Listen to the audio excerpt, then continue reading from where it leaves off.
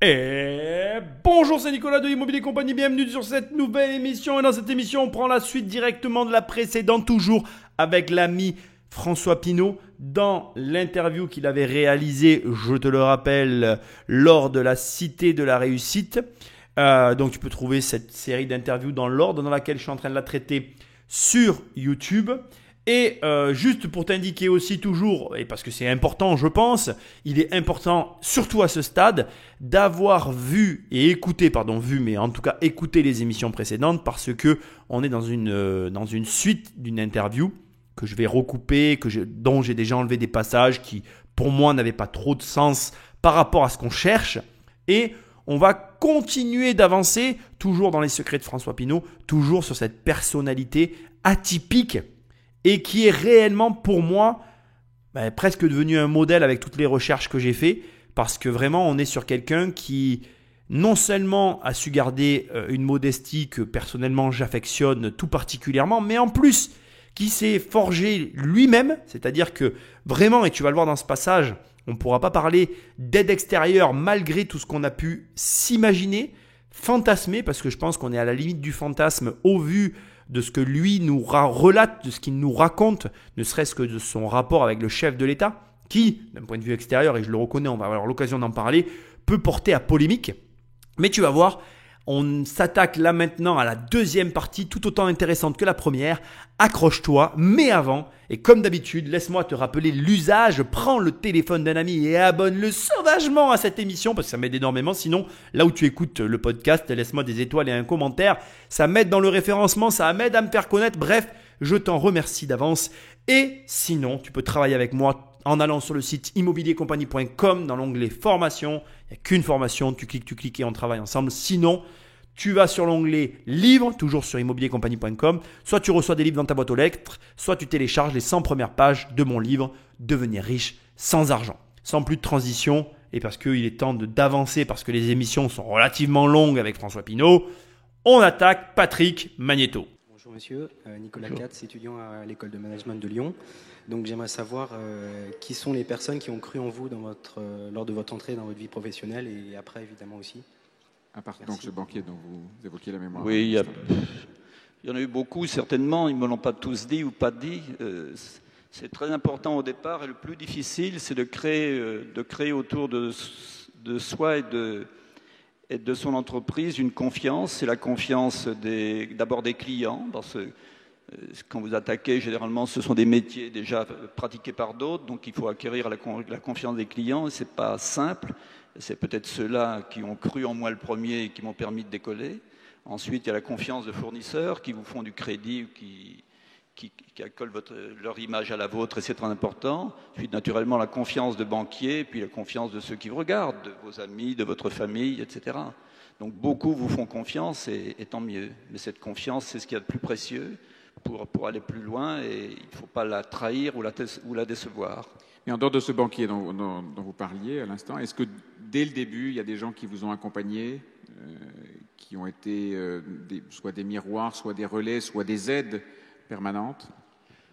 Non, il n'y a pas eu d'aide permanente, ça n'existe pas, je crois. J'ai eu des modèles que j'ai eu la chance de croiser dans ma vie, beaucoup de personnes, d'hommes remarquables qui m'ont servi de modèle et d'exemple. Par exemple, dites-nous qui ? Des grands capitaines d'industrie. Plus récemment, Gianni Agnelli, par exemple, que j'ai la chance de connaître, qui est un homme admirable et que j'aime beaucoup, et bien d'autres, je ne vais pas les citer, mais bon nombre d'exemples de chefs d'entreprise français ou d'hommes d'affaires français ou d'hommes tout court français qui m'ont servi de modèle et autres, bien sûr. Et il faut, toute ma vie, et j'écoute, j'observe, j'essaie de comprendre les autres et d'être le plus ouvert possible aux autres. Bon, on n'a pas fini d'apprendre ? On n'a jamais fini d'apprendre, surtout quand on n'a pas appris tout petit, parce qu'on apprend à picorer tous les jours. On est un peu comme une éponge et écouter et regarder. On va commencer par te mettre un peu de plomb dans la tête, jeune inculte. Ah, ma qu'era Gianni Agnelli. Et Federico Fellini disait de lui, mettez-le sur un cheval, il ressemblera à un roi. C'est le patriarche de l'Italie. C'était un héritier, donc bien évidemment de la maison Fiat. Et il a repris, entre guillemets, l'empire industriel. Et il s'est créé un véritable empire. Alors bon, dans le désordre, mais pour que tu aies une notion juste de quoi on parle, il avait des journaux. Il était entre autres le propriétaire du club de foot de la Juventus de Turin. Il avait des vignobles dans le Bordelais, des immeubles de prestige, une chaîne hôtelière, des grands magasins, une compagnie d'assurance, une papeterie. C'est un homme de goût, comme on disait de lui. C'était un homme qui avait des collections de peintures, de sculptures, de meubles.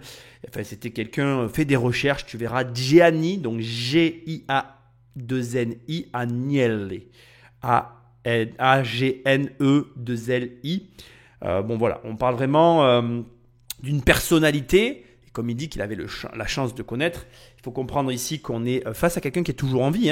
François Pinault est toujours en vie, mais on est aussi face à quelqu'un qui a quand même un certain âge et qui donc a été en contact avec des légendes comme Gianni Agnelli.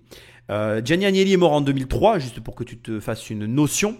Et ici, on a un capitaine d'industrie français qui te dit que la chose la plus importante, eh bien, c'est la confiance. Et que la confiance, on cherche à l'obtenir et qu'on ne doit surtout pas la trahir. Dans un monde, et d'ailleurs la question va dans ce sens-là, dans un monde où on croit que l'argent est au-dessus de tout, eh bien en réalité, c'est la confiance qui est au-dessus de l'argent. Apprends à donner confiance à tes pairs, apprends à donner confiance à ta famille, apprends à donner confiance à tes fournisseurs, aux personnes avec lesquelles tu travailles, à tes clients. Et si tu obtiens leur confiance, tu pourras tout obtenir d'eux, de l'argent, mais des choses qui ont encore bien plus de valeur, comme notamment, je le répète, mais la confiance entre autres. Et d'ailleurs, il faut savoir une chose, c'est que l'argent, c'est avant tout de la confiance. Et c'est intéressant de voir qu'il l'avait compris. Alors ici, on a d'un côté une question presque innocente et on a de l'autre côté François qui répond de toute sa splendeur. Mais il faut comprendre qu'au-delà de la question, et c'est ce que je veux que tu te mettes en tête, il y a deux mentalités qui s'opposent. D'un côté, toi, comme beaucoup d'autres, vous cherchez l'aide qu'il a pu avoir, la personne, le truc qui lui a permis d'arriver là où il est arrivé. Et de l'autre, on a celui qui a vécu le parcours et qui te dit, et qui a du mal à trouver les mots, mais il n'y a rien de tout ça les gars. Et c'est très intéressant parce que ce que tu dois comprendre, c'est que l'aide que tu cherches et que cherche à la fois la personne qui lui pose des questions, à la fois le public, à la fois tout le monde qui se demande auprès des riches, mais quel est le truc? Même moi, qui ne suis pas le meilleur vendeur de formation de la Terre, je pourrais jouer sur ce vecteur-là en te disant « Oui, mais dans ma formation, il y a un truc pour te faire passer au niveau supérieur. » Mais en vrai, il n'y a pas de truc, il n'y a pas d'aide, il n'y a rien qui va te faire passer au niveau supérieur parce que comme il le dit, c'est un mécanisme que tu dois découvrir, que tu dois mettre en place, une ouverture d'esprit. Tu dois aller pécorer de l'information, l'ingérer et l'adapter à ta situation. Et donc, d'un côté, on a quelqu'un qui essaye de t'expliquer le mécanisme et de l'autre, on a les gens qui cherchent l'aide, l'astuce, le raccourci qui va leur permettre d'obtenir plus vite ce qu'ils cherchent ce qu'ils n'arrivent pas, même c'est ça que je devrais dire, ce qu'ils n'arrivent pas à obtenir. Mais qu'est-ce que tu espères d'un self-made man, d'un homme qui s'est fait tout seul ? Il va pas te donner d'astuces parce qu'il n'en a pas. Il n'y en a pas. Quand tu demandes de l'aide, quand tu cherches l'astuce, tu induis à ton cerveau l'incapacité d'arriver à produire par toi-même l'énergie, l'effort qui te permettra d'obtenir le résultat de la personne qu'on écoute. Dès le départ, en posant la question, en cherchant ce truc-là, tu es dans le faux, tu es dans l'erreur, tu es dans l'échec. Tu provoques déjà ta propre chute avant même d'avoir commencé. Mais j'ai envie de te dire, rentre chez toi. Bon, je ne le dirai pas comme ça, c'est un petit peu vulgaire, excuse-moi, mais tu m'as compris. Donc forcément, ici, on peut avoir l'impression que d'un côté, on a quelqu'un qui ne veut pas répondre aux questions ou qui n'y arrive pas, et de l'autre, des gens qui insistent. Parce qu'on a l'impression quand il reformule les questions qu'il insiste, mais non en fait, il peut insister tant qu'il veut, il n'aura pas la réponse tout simplement parce qu'elle n'existe pas. Donc s'il te plaît, remets tes idées en place, commence à comprendre que comme il dit, tu vas devoir agir comme une éponge, tu vas devoir avoir des idoles, tu vas devoir avoir des gens avec qui tu acceptes l'information et la formation qu'il te donne et tu vas devoir avancer avec ça. Et oui, il n'y a rien de plus, il n'y a rien de moins. Et ni moi ni personne d'autre ne pouvons t'aider. On s'en tient à ça, on continue. Est-ce que les réseaux ont beaucoup compté pour vous ? La France est un pays, comme beaucoup d'autres d'ailleurs, où il y a des réseaux, des entraides, des amitiés, des renvois d'ascenseurs. Vous faites partie d'un réseau ? Non, non. J'ai la chance de connaître beaucoup d'hommes qui ont des responsabilités importantes, mais je suis un homme libre. Et j'ai toujours veillé à être un homme libre. Ce que je m'apprête à te dire est vraiment très particulier et définitivement, j'adore ce mec, cet homme. Parce que vraiment, là, on va toucher quelque chose du doigt qui est très singulier et sur lequel il n'y a pas réellement de débat. C'est un problème très subjectif, personnel, très propre à tout un chacun. Et il est tout à fait normal que tu ne sois absolument pas d'accord avec moi. On est seul face à nous-mêmes. Mais il faut que tu saches une chose. Je suis, mais à 2000%. Alors 2000%, c'est beaucoup. Parce que déjà, quand je dis 200 ou 300%, c'est déjà énorme. Mais là, 2000%, on est vraiment sur du high level. Je suis complètement d'accord avec ce qu'il vient de dire. On est dans un pays de réseau. On est dans un pays d'entraide. Et en plus d'être dans un pays de réseau et d'entraide, on est dans un pays de service, de renvoi d'ascenseur. Et je peux vraiment t'en parler.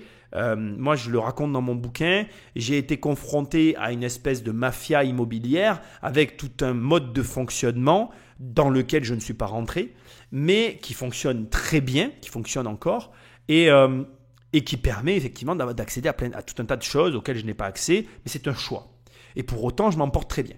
Il faut comprendre quelque chose. Là, on a quelqu'un qui est en train de t'envoyer un message que seule une personne comme moi peut t'expliquer. Tu vas avoir l'occasion dans ta vie, plusieurs fois, ça va se présenter à toi comme ça. Tu vas avoir l'occasion de rentrer dans ce que moi j'appelle une danse.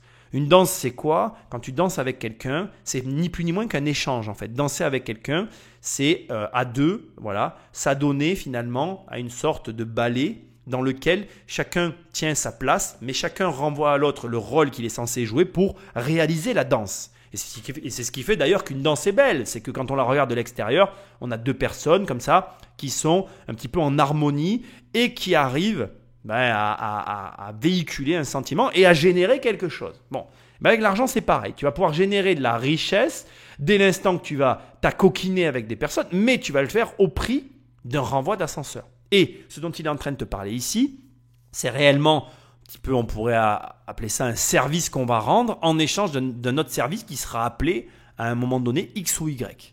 Tu rentres ou tu ne rentres pas dans ce genre de valse. Moi, je n'y suis jamais rentré et je ne vais pas te le cacher, aujourd'hui on grossit et j'y suis confronté de plus en plus et à des moments par des jeux de relations, je suis pas contraint, mais amené à me confronter à ce genre de système parce que je connais du monde. Je ne dis pas ça pour faire genre. C'est ma vie qui fait ça. J'ai été sportif de haut niveau, j'ai fréquenté différents milieux, donc je connais du monde. C'est inhérent à la vie que j'ai pu avoir et que j'ai toujours d'ailleurs. Et si tu veux, le monde que je connais me donne accès à des personnes qui me donnent accès à des leviers. Et aujourd'hui, je travaille avec de plus en plus de personnes dans mon organisation interne et on m'a récemment demandé d'actionner certains de ces leviers. Et quand tu peux actionner des leviers, tu sais très bien qu'à un moment donné, il y aura un appel en retour et que cet appel, quand il va avoir lieu, tu vas devoir renvoyer l'ascenseur. Est-ce que oui ou non, tu es prêt à jouer à ce jeu-là? Je m'y suis toujours refusé. Aujourd'hui, je ne peux pas dire que je m'y refuse encore, ça n'est pas vrai. J'évite, mais malheureusement, j'y suis confronté et la vie fait que parfois on est obligé de rentrer un petit peu dans cette danse-là, mais j'ai le même profil que François Pinault. Je m'y refuse et je fais tout pour ne pas m'y adonner pour la simple et bonne raison que ma liberté n'a pas de prix. Je ne dois rien à personne et je veux continuer à ne rien devoir à personne. Je me suis fait tout seul, indépendamment de tous ces réseaux. Je n'ai rien contre. Et je comprends qu'on y ait recours, mais ce n'est pas ma manière de fonctionner. Et ce qui est important dans tout ça, là où je t'emmène, c'est où? C'est que tu dois savoir ça pour toi. La question n'est pas de savoir si j'ai raison ou j'ai tort. La question n'est pas de savoir s'il faut le faire ou s'il ne faut pas le faire. La question de savoir qui es-tu? La question c'est qui es-tu face à ça et qu'est-ce que tu es prêt à faire pour y arriver? Moi, j'ai des relations autour de moi qui sont à fond dans les réseaux, qui fonctionnent avec du réseau, qui gagnent de l'argent par des réseaux et qui entretiennent leur réseau et ça leur coûte cher dans tous les sens du terme. Et je ne parle pas que d'argent. Si tu sais ce que tu veux et que c'est OK pour toi, fais-le. C'est très bien et ça marche. Mais tu peux y arriver sans. Et je voudrais t'envoyer un message parce que moi, très longtemps, on m'a dit « mais sans réseau, tu n'y arriveras jamais ». Je suis la preuve que c'est possible. Et François Pinault, qui est largement au-dessus de moi, est la preuve que ça l'est aussi.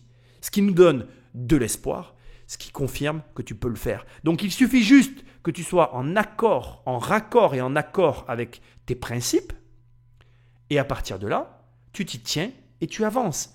Je te montre que c'est possible, il suffit simplement d'être capable de dire non quand ça se présente et de savoir dans quelles conditions, si jamais tu rentres dans la danse, tu rentres dans cette valse et auquel cas, que tu sois prêt à en payer les conséquences. Vous avez la réputation, tout le monde sait que vous êtes ami avec le chef de l'État. Tout le monde sait qu'au soir de sa première élection en 1995, sa femme est venue chez vous passer la fin de la soirée électorale. C'est un lien très fort, ça vous a aidé ? Je suppose. Non, ça m'a plutôt handicapé. Vous savez, être l'ami de chef de l'État, quand on est dans les affaires, c'est plutôt... Non, ça n'est pas une aide, mais c'est une relation personnelle. Vous savez que je ne fais pas de politique. C'est un homme pour lequel j'ai beaucoup de respect, une grande admiration, que je connais depuis 25 ans. Et puis voilà, mais il n'y a jamais eu d'intervention de la part de cet homme en ma faveur. Et je ne lui ai jamais rien demandé, d'ailleurs. Et je ne pense pas que ça m'ait aidé. C'est plutôt on dit c'est l'ami du chef de l'État. Oh là là, il faut faire attention. Mais voilà, ça change le regard des autres vis-à-vis de vous, non ? Oui, mais à tort. À tort, parce que ça n'a strictement rien à voir avec les affaires. C'est une question privée, ça s'arrête là. Vous parlez parfois business avec lui, non pas de vos affaires, mais éventuellement de l'état de l'économie, de ce qu'il faudrait libérer comme énergie ici ou là dans les entreprises ? Oui, il lui arrive de m'interroger sur l'état de l'économie, sur la marge des affaires, de la consommation. Je lui donne naturellement le maximum d'informations dont je dispose là-dessus. Puis il m'arrive de lui faire part de remarques sur les carcans justement de l'administration et autres. Et je crois qu'il m'écoute, mais... Et est-ce qu'il vous entend ? Posez-lui la question. Vous avez eu le sentiment que des pistes que vous aviez suggérées avaient pu faire bouger des choses ? Modestement, je dirais peut-être bougeoter les choses, mais enfin... Donc les autres ont raison de vous regarder comme quelqu'un de très influent. Non, je ne suis pas un homme d'influence. Ouais. Tu as remarqué ce qui s'est passé là ? C'est vraiment très intéressant. Tu as remarqué ce qui se passe finalement depuis le début de cette deuxième partie. En fait, on est réellement, non pas dans un questionnement, on est dans la recherche d'une aide extérieure depuis tout à l'heure. Et là, on voit vraiment que directement, la personne qui pose les questions, l'intervieweur, met le doigt sur sa relation proche avec le chef de l'État. Donc, au cas où tu ne sais pas, en fait, c'est un ami de Jacques Chirac, mais c'est un ami comme, comment je pourrais dire ça ? C'est comme si, par exemple, tu vois, regarde, moi, je suis associé avec Jérôme dans l'agence immobilière. Jérôme, imaginons que demain, pour diverses raisons, on vende la société ou je ne sais pas, voilà, il se passe un truc et puis on vit nos vies et que d'un coup, Jérôme devienne président français. En fait, c'est un ami qui devient président français. Et là, tout de suite, en fait, comme tu es ami avec le président, et peu importe d'ailleurs, peu importe finalement qui aurait été François Pinault. C'est ça qui est intéressant dans ce qu'on est en train de se dire. Dis-toi que à la place de François Pinault, tu mets même un chef d'entreprise moyen, mais que tu as vu souvent avec le président de la République, tu lui prêterais forcément une influence, tu lui prêterais forcément une aide extérieure et tu te dirais forcément, ce gars-là bénéficie d'avantages auxquels je n'ai pas accès. Et là, le jeu auquel on est en train de jouer tout à l'heure, comme je te le répète, c'est qu'en fait, on a un intervieweur qui essaye par tous les moyens d'aller trouver une aide extérieure qui aurait été donnée à François Pinault, qui lui aurait donné un avantage et voir à la fin, parce que c'est ce qu'il fait, comme il n'a rien trouvé de ce côté-là, il se dit carrément, alors du coup, c'est vous qui avez une influence sur monsieur le président Chirac. Et là, alors, moi, ce que je trouve très amusant, la réponse, elle est d'autant plus désarçonnante que je vois très bien des personnes me dire « Oui, mais il dit ça, c'est pas vrai, c'est pas possible Nicolas, qu'en vrai, il n'ait aucune influence, surtout si c'est son ami. » Quand il dit, en fait, ça a été plus un désavantage qu'un avantage. Mais le problème, en fait, qu'il y a ici, c'est qu'on se laisse dicter notre opinion par ce qu'on perçoit de la chose. Je m'explique. La fonction présidentielle est le point le plus haut de l'État. Et on se dit qu'à ce niveau-là, un président, il a accès à tout. On projette sur le président une intelligence supérieure, un accès à des ressources plus performantes que nous. Enfin, on prête à ces gens-là, dès l'instant qu'on a une fonction comme celle-là, et c'est forcément logique, je ne critique pas ça, moi-même j'ai tendance à faire ça, on prête du coup à un président un accès à tout un tas de ressources bien supérieures à la moyenne des gens qui vivent dans le pays. Mais laisse-moi te poser une question intéressante. Imaginons que tu considères un pays comme étant un pays inférieur à la France. Je ne vais pas donner de nom de pays parce que ça pourrait être péjoratif et peu importe. Imagine un pays dans ta tête, je ne veux pas savoir lequel, et un pays que tu trouves inférieur à la France. Est-ce que ce pays-là, son président, a accès à plus de ressources qu'un président français ou pas? Là où je t'emmène, c'est quoi? Naturellement, tu vas te dire, ben non, en fait, le président du pays inférieur au président français a accès à moins de ressources qu'au président français. Et la question que moi maintenant j'ai envie de te poser, c'est pourquoi? Pourquoi certains présidents de certains pays auraient des ressources inférieures au président d'un autre pays? Alors là, tu vas me dire, mais Nicolas, c'est évident parce qu'il y a des pays qui sont supérieurs à d'autres. Mais en fait, non. En fait, si tu réfléchis 2 secondes, la fonction présidentielle ne te donne accès à rien de plus, rien de moins que ce que tu pouvais avoir avant. Alors bien évidemment, il y a des infrastructures et je sais où tu veux en venir. Tu vas me dire, oui mais attends, le budget d'un pays comme la France, c'est pas le même budget qu'un pays comme par exemple le Portugal qui est plus petit. Là, j'ai donné un pays vraiment au hasard. Mais tu vois ce que je veux dire? Tu vas me sortir des arguments comme ça. Mais en fait, non. En fait, c'est pas vrai. C'est des idées reçues. Tu as accès de toute façon, si tu es président d'un pays plus petit et que tu es président, tes ressources sont supérieures à la moyenne des habitants. Mais en l'occurrence, là où ça devient intéressant, c'est qu'on va comparer le salaire du président américain Donald Trump avec le salaire du président français Emmanuel Macron quand les deux ont eu des mandats concomitants. Il faut savoir que Donald Trump avait droit à 400 000 $ par an attribués par la Maison-Blanche. Or, le magnat de l'immobilier a décidé de ne toucher qu'un dollar symbolique et a reversé la totalité de son salaire à l'administration américaine. Et à partir de là, ta pensée qui consiste à dire qu'un État plus grand a forcément des ressources plus grandes ne tient pas. Ça ne dépend pas en réalité du pays, les ressources. Et là où je t'emmène, c'est où en fait? C'est que on ne parle que d'êtres humains en fait. Donald Trump gagnait moins d'argent que Jean-François Macron quand les deux étaient présidents en même temps. Et là maintenant, on revient au débat de départ où je te demandais si des pays de taille différente avaient forcément des ressources différentes. La réponse est donc non. Parce que tu comprends qu'en fait, tes ressources dépendent en réalité de qui tu es. Et ce que François Pinault essaye d'expliquer ici, c'est que finalement, le fait de connaître quelqu'un qui est devenu président de la République l'a plus desservi dans les affaires parce que ça a mis dans la tête des personnes avec lesquelles il travaillait, des gens qu'il voyait de l'extérieur, ça leur a mis dans la tête qu'il avait un avantage quelconque qu'il n'avait pas forcément. Et donc, ça veut dire que ta façon de penser n'est pas la bonne. Par exemple, et revenons à ce sujet, Donald Trump a été détesté en son temps quand il était président. Mais quel est le dernier président français qui a fait ce que Donald Trump a fait, c'est-à-dire ne prendre qu'un dollar symbolique de revenus? Je vais te le dire, hein, c'était De Gaulle. Et là, ça fait réfléchir. Parce que tu peux avoir un avis sur Donald Trump, tu peux le détester, tu peux penser ce que tu veux de ce mec-là. Mais lui, il l'a fait. Et pas Jean-François Macron, et pas Jean-François Hollande, et pas Jean-François Sarkozy, et pas Jean-François Chirac, et pas Jean-François Mitterrand. Je continue ou je m'arrête là? Ça devrait aller, hein?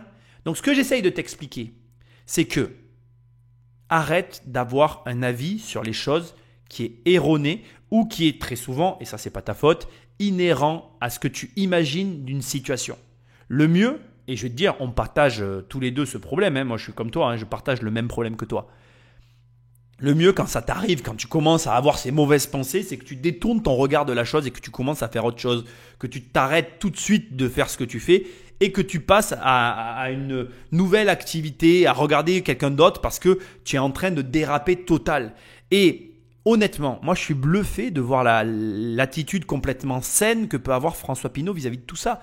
Cet homme est droit dans ses bottes, droit dans ses baskets, il est d'une droiture irréprochable et ça nous ramène à ce que je te disais dans l'épisode précédent. Si tu es infidèle avec ta femme, tu seras infidèle avec tout le monde. Si tu es droit dans tes bottes, tu seras droit avec tout le monde.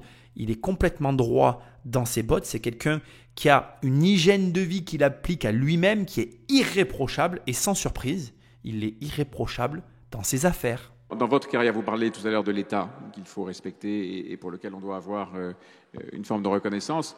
Vous avez, vous, dans vos affaires, eu la chance de trouver comme allié à un moment l'État. À quel moment? Chapelle Darblay. Oui, ben parlons-en, Chapelle Darblay, parce que la Chapelle Darblay... Alors dites un petit peu ce que c'est. Chapelle Darblay est un fabricant français de papier journal qui est installé à côté de Rouen. C'est une entreprise qui a fait faillite en 1987. Elle était en faillite, elle avait bénéficié d'aides de l'État considérables, plus de 3 milliards de francs, les milliards de l'époque c'était beaucoup. Elle fait faillite, il n'y avait pas de repreneur. J'ai repris cette entreprise parce que j'avais des activités dans l'industrie du bois, notamment de panneaux, de contreplaqués, etc. J'ai repris cette entreprise à l'époque au scandale pour 1 franc symbolique. C'est vrai, j'ai repris pour 1 franc symbolique. C'est-à-dire 15 centimes d'euros. 15 centimes d'euros, exactement. Pas cher, hein? Ouais. Sans subvention de l'État, en reprenant au contraire la moitié des 3 milliards que l'État avait engagés dans la société précédente qui était en déconfiture, j'en ai repris la charge, c'est-à-dire 1,5 milliard. Cette affaire ensuite, en 90, quand j'ai décidé de sortir des industries du bois, elle a été revendue, je l'ai revendue à un groupe finlandais, un des leaders mondiaux, qui est devenu le leader mondial aujourd'hui de la pâte à papier et du papier journal, qui s'appelle Kimi Kimene. Je l'ai revendu pour, je crois me souvenir, autour d'1,5 milliard de francs. L'État a été remboursé de son 1,5 milliard et l'État, naturellement, a perçu des impôts sur les bénéfices sur le 1,5 milliard de francs que j'ai reçu. Je considère que j'ai sauvé l'État en partie de l'ornière dans laquelle il s'était mise, premièrement, et que ce n'est pas une subvention de l'État, bien au contraire. Et deuxièmement, j'ai remis cette entreprise dans les mains de grands professionnels. Et vous voyez bien, aujourd'hui, on n'entend plus parler, c'est une entreprise qui tourne. Donc ça, on a beaucoup raconté. On a beaucoup, oui, parce qu'on a beaucoup dit que, et vous et d'autres, Bernard Arnault, par exemple, avaient construit une partie de leur fortune avec l'aide de l'État, au lait de l'État. Ça vous choque, ça vous irrite?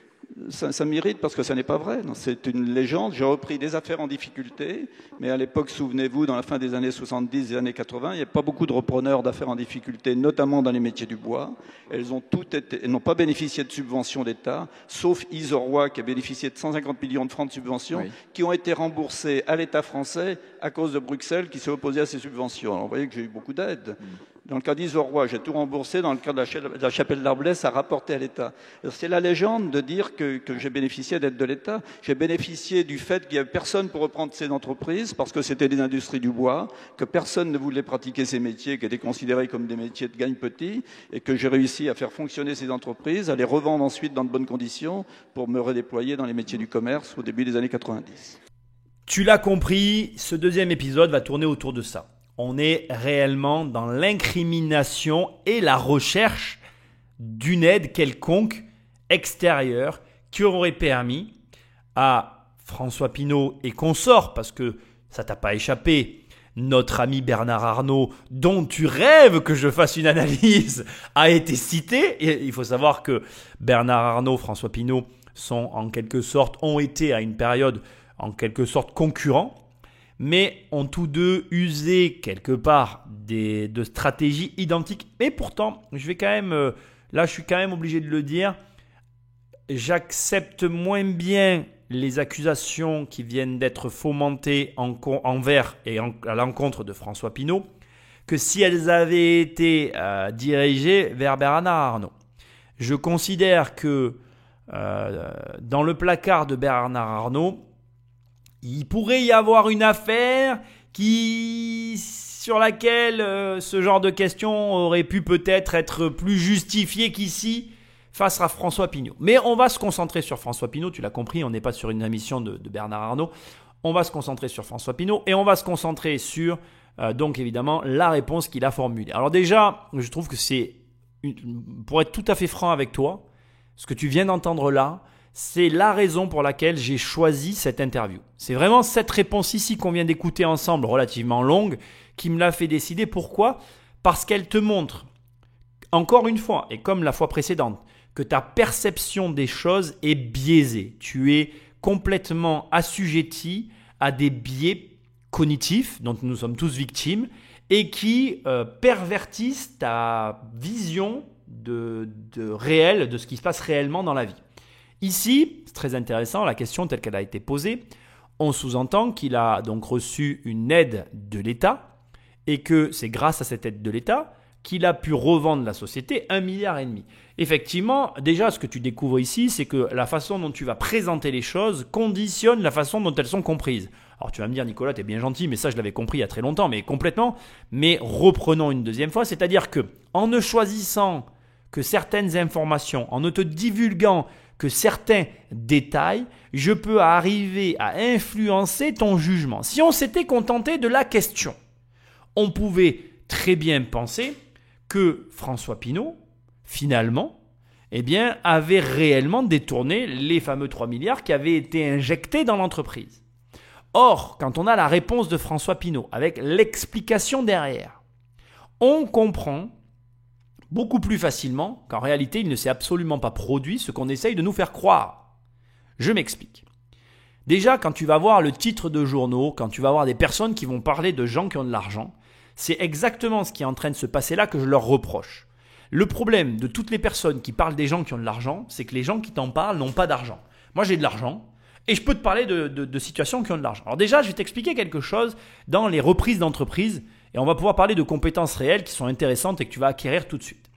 Quand tu vas vouloir racheter une société, il y a plusieurs choses que tu peux racheter dans une entreprise. Une entreprise, elle se découpe de plusieurs façons. Il y a déjà la société en elle-même. La société, tu peux imaginer en gros que c'est la voiture.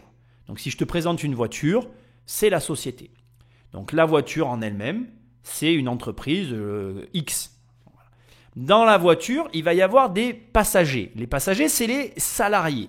Donc, il faut comprendre que quand tu vas racheter une voiture, tu peux la racheter ou pas avec ses passagers.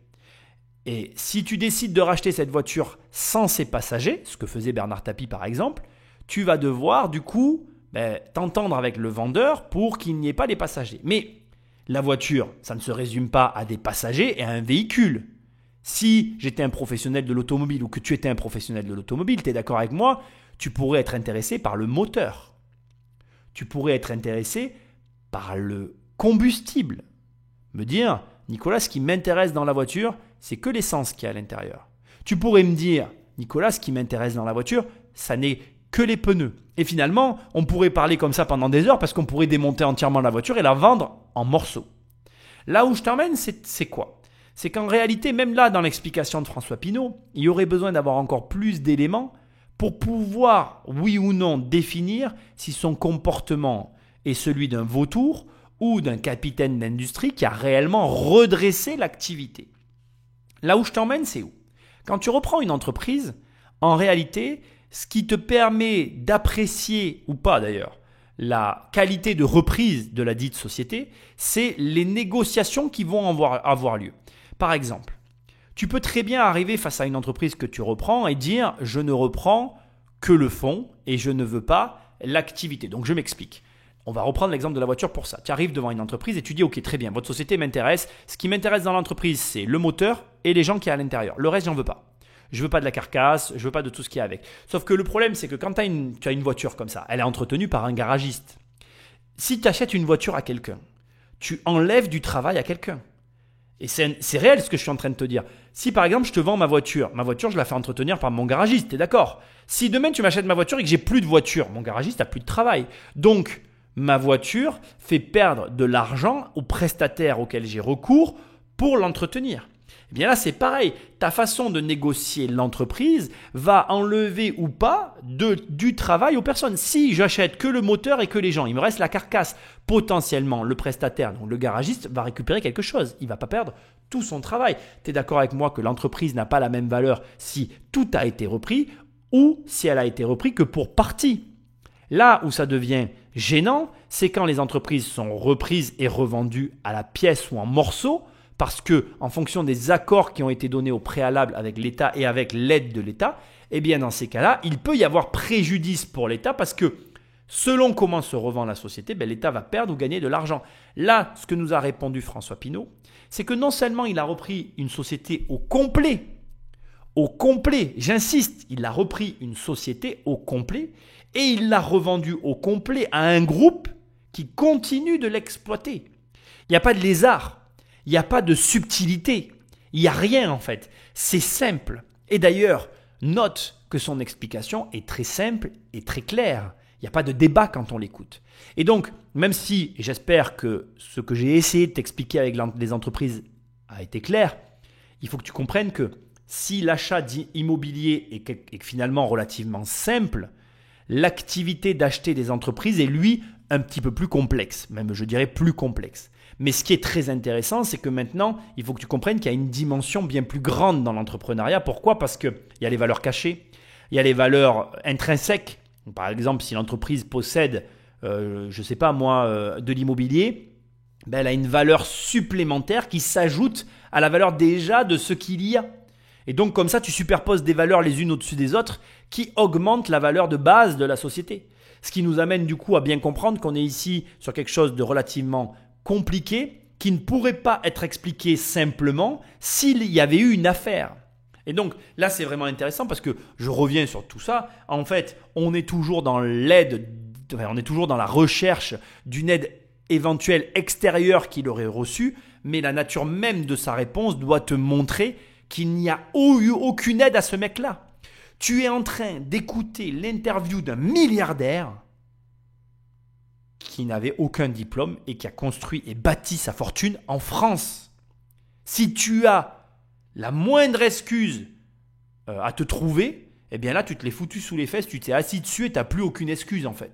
Ce mec-là est en train, tout simplement, de te prouver par A plus B que c'est possible d'être honnête, de devenir milliardaire et de drainer derrière lui une fortune colossale en étant en France, en étant droit dans ses bottes et en ne prenant part à aucun réseau, à aucun copinage de quelque sorte que ce soit. Donc je veux que ce soit très clair. Tu sais quel est le secret de François Pinault ? Tu veux le secret de François Pinault ? C'est d'être honnête. Il a compris qu'il n'était que le prolongement de lui-même, que ce qu'il faisait à un endroit se reproduisait à un autre et qu'il avait tout intérêt à être partout égal à lui-même, tout le temps et en permanence s'il voulait réussir. Et donc ce que je t'ai dit dans l'épisode précédent et que je te dis maintenant et que je te répéterai jusqu'à la fin, c'est de commencer à t'occuper de toi pour après t'occuper de ton argent pour enfin devenir la personne que tu veux être.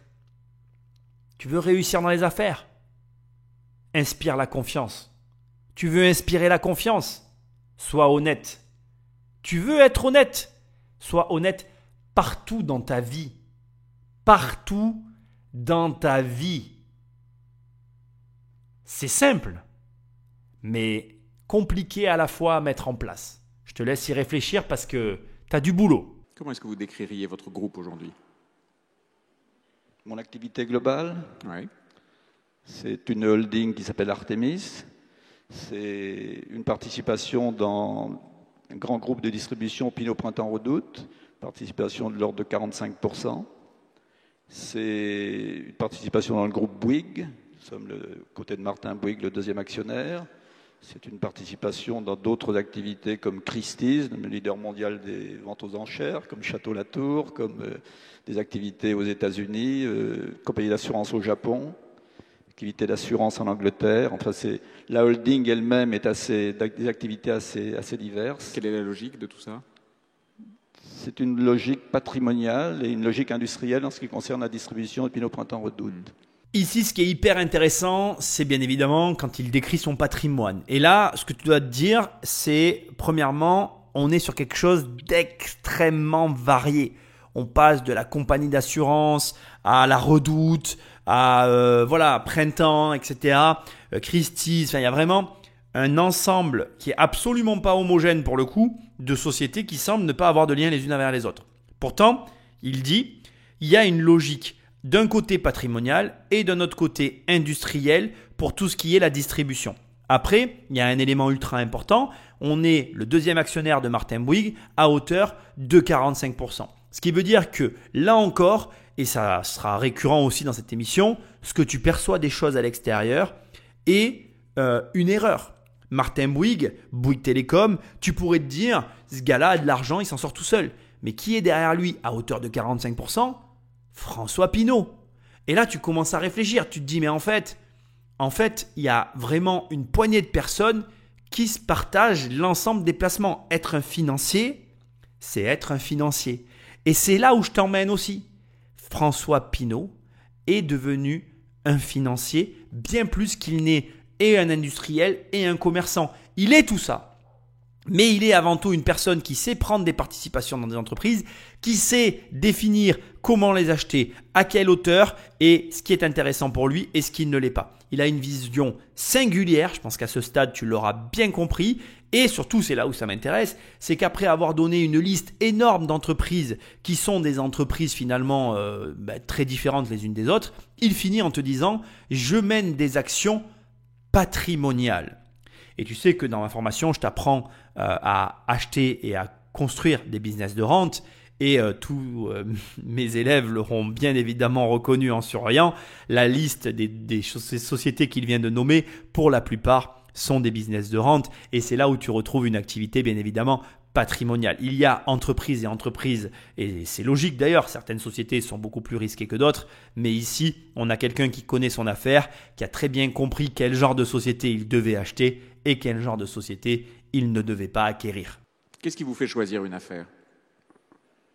La qualité de l'affaire proprement dite, le secteur d'activité, dans quel secteur d'activité, dans quel pays, avec quels hommes, qui la dirige, ou comment peut-on la diriger?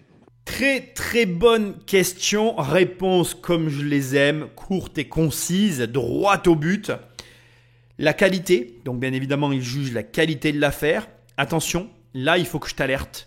Qualité de l'affaire, ça ne veut pas dire que l'entreprise fonctionne. Ça veut dire que l'entreprise a des qualités requises pour être acquise. Je vais te le dire autrement, on va s'entendre. Tu peux très bien avoir une affaire qui ne gagne pas d'argent, qui en perd, mais qui soit de qualité. Parce que tu vois immédiatement ce qu'il y a à faire pour redresser la barre. Et ça, je vais te le dire comme je le pense, c'est les meilleures affaires.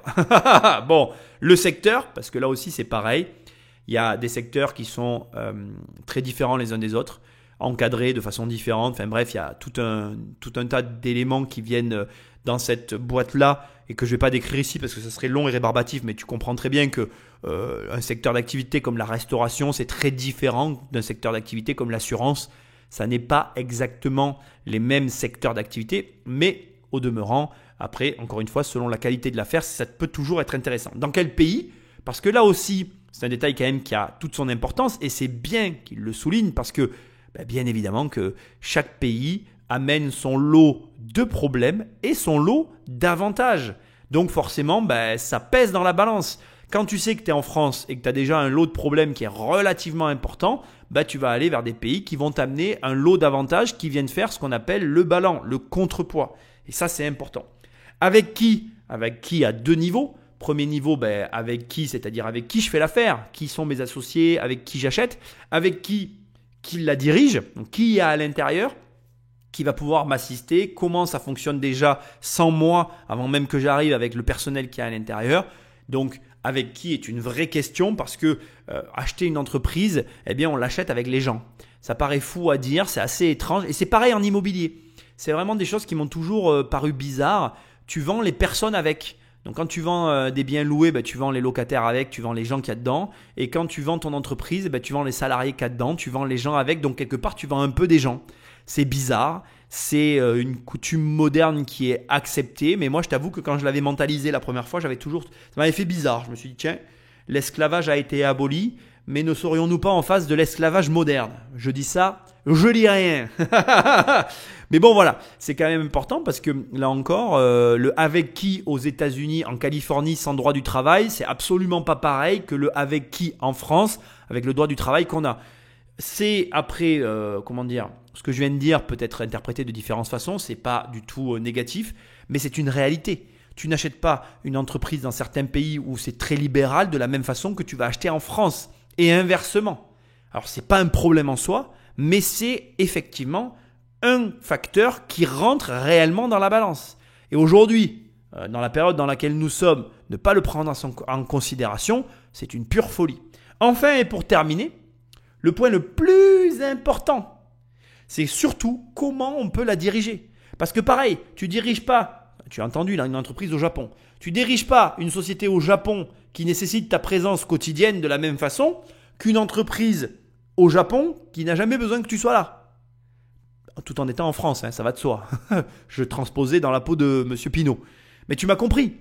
On est sur réellement un questionnement qui est essentiel parce que François Pinault, même s'il a, comme tu l'as vu dans le tout premier épisode, et pas dans l'épisode précédent, mais dans le tout premier épisode, si tu l'as bien compris, il a très tôt eu un jet privé. En attendant, il habite en France. Donc, à un moment donné, il va devoir rentrer. Et ça compte. Donc, réflexion à prendre en considération, réflexion à avoir. Et surtout, moi, j'insiste, mais je vais te le dire maintenant parce que là, on a attaqué le passage sur les entreprises. Mais si tu achètes des biens immobiliers, tu seras aisé, tu auras de l'argent. Mais si tu veux avoir une fortune colossale ou si tu veux être très riche, c'est comme fait François Pinault. C'est en achetant des entreprises, c'est pas en achetant de l'immobilier. La construction est achevée aujourd'hui? Non, j'espère.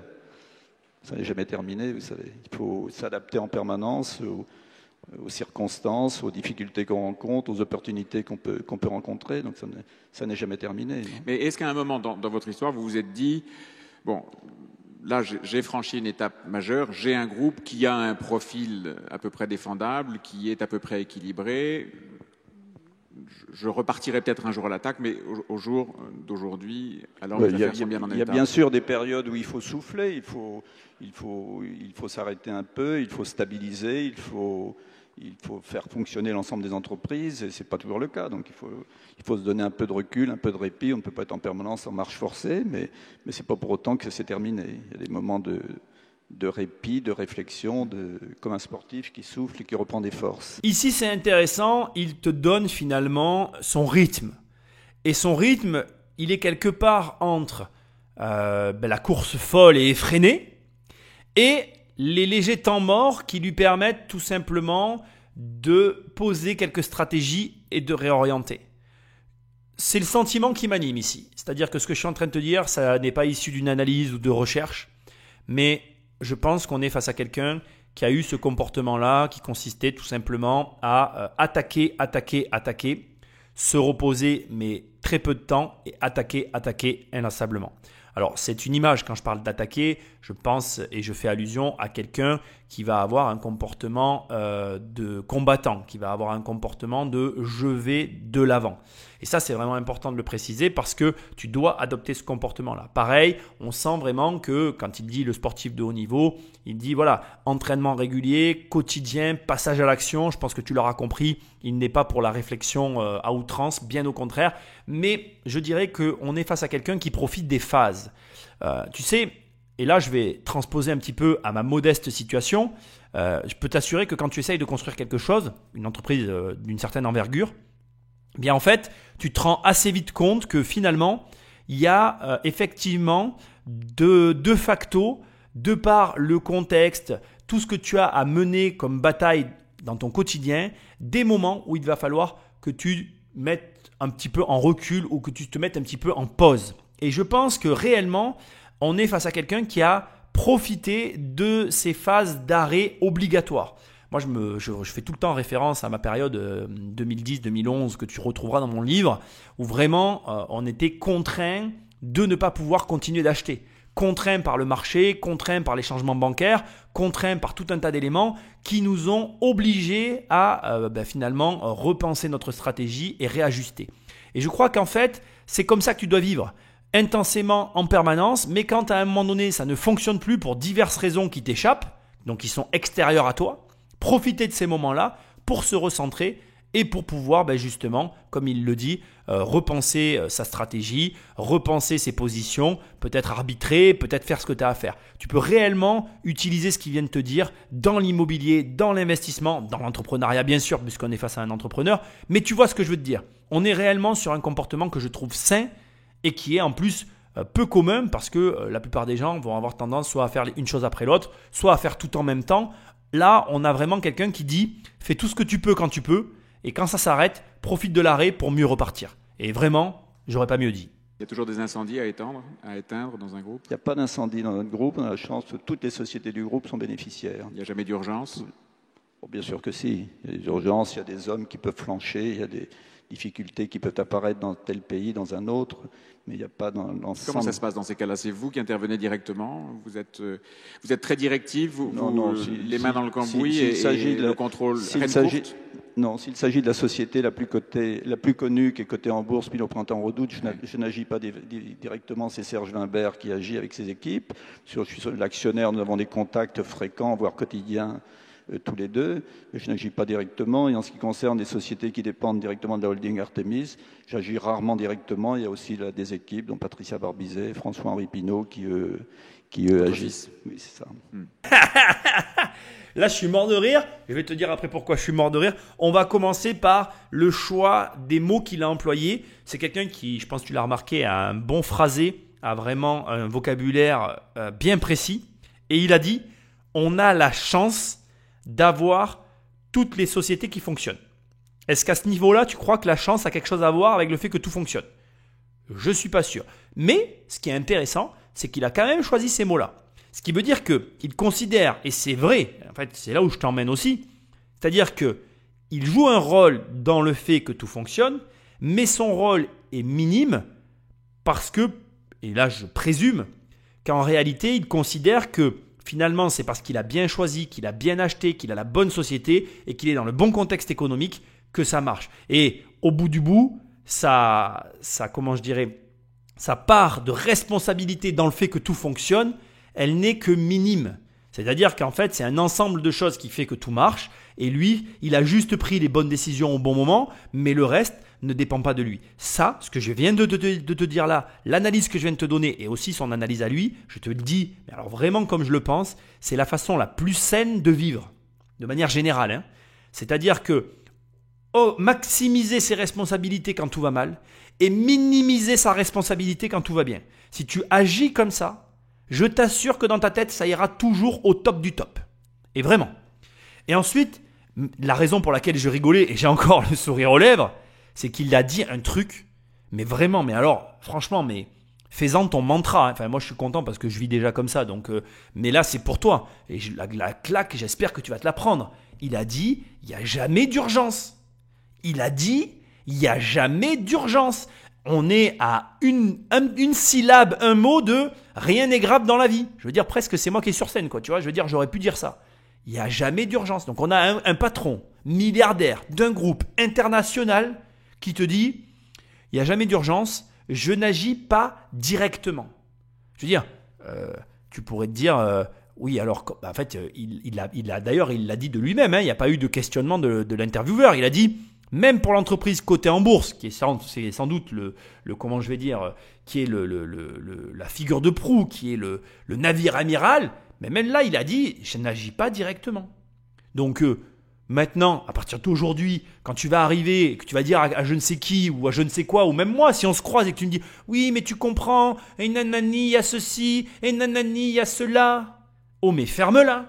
Oh, tais-toi, c'est bon, c'est fini là, hop, end of the game. T'as jamais plus le droit de dire, pour je ne sais quelle raison, il y a une urgence, oui, tu comprends, il m'est arrivé ça. Non, je veux dire, il y a un gars qui a 1000 fois, mais qu'est-ce que je dis, 1 million de fois plus de responsabilité que toi. J'aurais pu dire 1 milliard, mais je vais être sympa. Et le mec te dit, oh, mais vous savez, il n'y a jamais d'urgence. Là, soit tu comprends, soit tu comprends pas. Mais si tu comprends pas, qu'on soit clair, hein, je peux plus rien pour toi. Je peux rien pour toi en fait. Arrête tout. Voilà, va élever des chèvres, change de vie, mais ne viens pas me dire je veux devenir riche. Non, tu veux rien du tout, t'as rien compris. Donc comprends ou ne comprends pas. Mais Patrick Magnéto. Pourquoi est-ce que vous avez une double structure aujourd'hui ? Artemis, qui est une structure, comme on dit, fermée, et puis PPR, qui est une structure ouverte, cotée en bourse. Parce que la société cotée en bourse est une société de distribution, d'activités de commerce essentiellement, et Artemis a des activités bien différentes, comme je vous le disais tout à l'heure, de maisons de vente aux enchères comme Christie's ou Bouygues, et qu'on reproche déjà assez à PPR d'être trop un conglomérat et trop diversifié. Imaginez que tout ça soit dans Pinault Printemps Redoute. Encore non. C'est pas non plus parce que la holding familiale n'est pas cotée, c'est une holding privée. Je crois que c'est mieux comme ça. Ça, c'est votre fortune personnelle, je veux dire familiale. Est-ce que c'est loin de la bourse parce que la fortune c'est quelque chose de trop sérieux pour être confié aux boursiers ? Non, parce que c'est une activité d'holding. Et je crois que ces holdings n'ont pas à être cotées parce que vous engageriez des risques pour des investisseurs qui vous font confiance dans des activités. Ils diraient qu'est-ce qu'on a été faire là-dedans. On n'a pas acheté les actions de cette maison pour avoir investi dans Christie ou dans etc. Donc je crois que c'est mieux comme ça. Là, on est vraiment dans la technique. Hein. La question est pertinente. Pourquoi as-tu deux holdings ? Pourquoi ? Et la réponse est tout autant lourde de réflexion pour toi. Il faut que tu entendes ce qu'il a dit. D'un côté, on propose finalement à des actionnaires des placements plutôt compréhensifs, mais déjà qui posent des problèmes parce que très diversifiés. Et de l'autre côté, moi je veux prendre des risques, donc j'agis à ma manière, mais dans ces cas-là, je reste privé parce que les risques que je prends ne sont pas compréhensible par le commun des mortels. Mais ici, pour le coup, on va complètement dévier de l'analyse de François Pinault pour se pencher sur ton cas à toi. Oui, toi, c'est à toi que je parle, toi qui m'écoutes. Parce que en fait, tu viens d'écouter François Pinault qui explique son montage, mais tu viens aussi d'écouter le problème de 100% des êtres humains. On est tous fait pareil, et moi, je n'échappe pas à la règle. On a tous 1001 idées en se réveillant le matin. On a tous 1001 envies en permanence de tout un tas de choses parce qu'on est fait comme ça. Et au final, on veut tellement faire tout qu'on ne fait rien. Et ici, quelle est la différence finalement entre un François Pinault et toi, entre un François Pinault et moi, entre moi et toi, entre les personnes?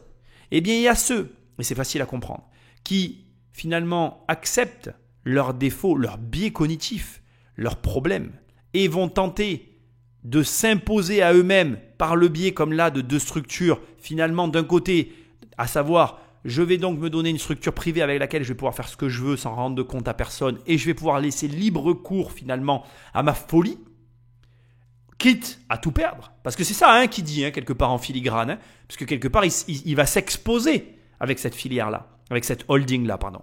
Et de l'autre côté, je vais quand même suivre le cadre et faire ce pourquoi on me paye, tout en continuant à gagner de l'argent et à rester finalement sagement dans les clous de ceux qui me sont imposés par l'actionnariat. Est-ce que tu es capable, et c'est une vraie question que je te pose, est-ce que tu es capable, oui ou non, de te contraindre de la sorte? Est-ce que tu es capable de t'asseoir sur tout un tas de projets pendant un temps pour développer quelque chose, puis peut-être par la suite reprendre ces projets, t'y adonner en y mettant un cadre pour protéger l'activité principale. Ici, la réflexion que tu dois avoir, c'est une réflexion sur toi-même et non pas une compréhension de ce qu'a fait François Pinault. François Pinault t'envoie une balle, il te dit « Regarde, je suis comme toi. Regarde, je suis faillible. Moi-même, j'ai des envies d'achat d'entreprise qui sont incongrues, qui sont saugrenues, pardon, et oui, j'ai les moyens de les assouvir, mais non, je ne le ferai pas. Je ne vais pas mettre les gens qui me font confiance dans la panacée. Je ne vais pas leur imposer mes frasques. Je vais les faire dans un autre cadre pour me permettre, pour me laisser l'opportunité de m'exprimer tel que je le souhaite. Et ça doit te dire, eh bien oui, en fait, on est tous fait pareil. Et oui, peut-être que moi aussi, je suis fait comme ça, mais François Pinault a commencé par bâtir une fortune, une première fortune. Il s'est donc, en premier lieu, concentré, puis après il s'est autorisé une distraction annexe, connexe, appelle ça comme tu veux, mais il s'est d'abord concentré. Et j'insiste parce que je sais les biais auxquels tu es assujetti, parce que j'y suis moi aussi assujetti, on y a tous été. Mais il faut commencer par le début, et le début est très long et très dur, il l'a dit, il le répète en permanence, on l'aura entendu tout le long de cette série, et c'est diablement important. Commence par bâtir quelque chose de viable sur lequel tu peux t'appuyer, puis après tu pourras faire comme lui. L'erreur qu'on fait tous dans les analyses de ces personnalités, c'est de voir les deux holdings et de se dire « Waouh, ils font plein de choses, ils ont plein de trucs et moi aussi je vais tout lâcher les watts et je vais tout faire. » Tu pars dans tous les sens. Mais en fait, tu es au début. Et d'ailleurs, réellement, j'espère que tu l'as compris, il a fait une étape après l'autre. Et quand il a eu sa fortune, il a commencé à pouvoir devenir un financier. Mais pour pouvoir devenir un financier, il faut commencer par se constituer une fortune. Un pactole, ça n'est pas ce que tu crois. Un pactole, ça n'est pas ce que tu crois. Oui, François Pinault a encaissé une énorme somme d'argent qu'il a replacée après dans le sucre et qu'il a donc démultiplié de façon anormale, avec laquelle ensuite il a construit un empire. Oui, c'est vrai. Mais ça n'est pas nécessairement ça que tu dois faire toi aussi. Tu peux très bien, comme moi, te te bâtir un petit revenu récurrent sur lequel tu vas pouvoir construire un empire. Et crois-moi, les montants auxquels j'ai eu accès sont beaucoup plus raisonnables que les siens, mais ça ne veut pas dire qu'à l'arrivée, je ne construirai pas quelque chose comme lui. Et c'est pareil pour toi. Et ce que je veux que tu entendes ici, ça n'est pas François Pinault, la holding, toutes les sociétés, nanana. Non, non, non. François Pinault concentré. François Pinault concentré devient financier. François Pinault financier devient deux holdings qui se diversifient. Les étapes, tu peux totalement les respecter. Tu peux totalement avoir les mêmes à une moindre mesure, arriver au même résultat, mais il faut que tu aies compris, et là maintenant je sais que c'est rentré dans ta petite tête de linotte, une chose à la fois quand on commence. La plus grande erreur que j'ai jamais vue dans l'entrepreneuriat, elle est précisément ici. C'est très bien que je puisse te l'expliquer, c'est encore mieux si tu l'as compris. Ça se coupe pas mal en ce moment en bourse. Pardon ? Ça se coupe pas mal en ce Ça moment secoue en bourse. énormément. Oui. Pour tout le monde et pour vous en particulier. Un peu plus pour nous que pour les autres. Vous regardez ça plusieurs fois par jour ? Non, enfin je le regarde attentivement, bien évidemment, mais c'est un mauvais moment à passer, mais je suis sûr que ça s'arrangera. Vous voulez dire tous les jours quand vous regardez, c'est un mauvais moment à passer ? Ça fait un peu mal ? C'est une période difficile, c'est vrai. Vous parliez de stress tout à l'heure, c'est une période assez stressante, mais l'important sont les fondamentaux. Les entreprises se portent bien, pas une ne perd de l'argent, toutes sont bénéficiaires. Pour elles l'être plus, Oui. un entrepreneur a toujours envie que les bénéfices soient plus importants. Elles sont toutes profitables et bon, le contexte international, le politique devrait s'arranger un jour, je l'espère en tout cas, le plus vite possible. Le contexte économique également, bon, c'est un cycle difficile, mais il faut garder raison et garder ses nerfs. Je vais commencer par la fin, parce que j'aime bien faire ça, et après on reviendra sur le début de ce qu'a dit Monsieur Pinault. Est-ce que tu t'énerves ? Est-ce que tu es du genre à t'énerver ? Est-ce que tu es du genre à monter en pression ? Est-ce que tu es du genre, tu vois ce que je veux dire, le mec un peu rentre dedans ? Non, parce que je ne sais pas si tu réalises ce qu'il est en train de dire. Je veux dire, il y a beaucoup de personnes qui témoignent du stress que peut provoquer, les conséquences plutôt d'une société qui est cotée en bourse. Ce que j'allais dire, c'est le stress que peut provoquer une société cotée en bourse. Mais bon, ça revient au même. Il y a beaucoup de personnes qui parlent de ça. Et là, on a la tête, on a le président, on a le créateur, le fondateur qui dit il faut maîtriser ses nerfs. Il n'y a pas de quoi péter un câble. Il ne dit pas comme ça, mais tu m'as compris. Là où je t'emmène, là où je veux en venir, c'est que je ne sais pas si tu réalises de quoi il est question ici, mais si tu t'énerves, si tu es du genre nerveux, laisse-moi te dire une chose. Tu n'as aucune raison de l'être. Je ne vais pas rentrer dans ma vie. Moi, je suis un être humain comme toi. Il m'arrive de péter un câblon, mais très rarement.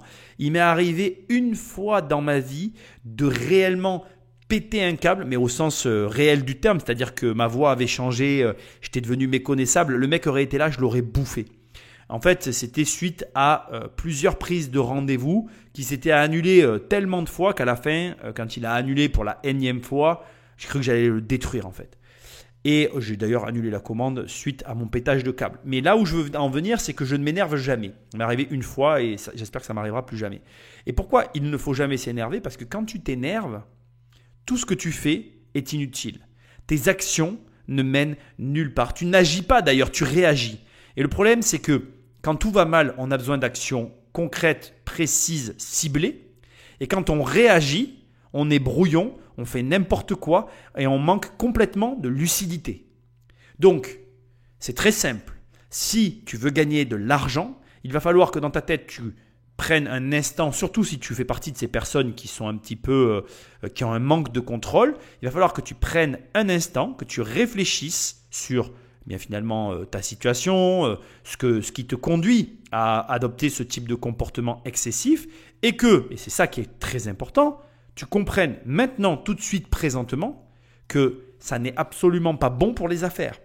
Et dans ces cas-là, fermeture de la parenthèse, tu te dis, ok, cette personne, la personne nerveuse, incontrôlable, qui réagit, je la prends, je la mets à la poubelle, tu te confrontes, tu te mets dans une situation difficile, tu gardes ton calme et tu agis, tu passes à l'action. Combien de fois dans ma vie j'ai eu des problèmes ? Combien de fois dans ma vie j'ai pris le temps, entre guillemets, en tout cas, sans employer le mot, peut-être le bon mot, prendre le temps, j'ai su agir correctement, de façon ciblée.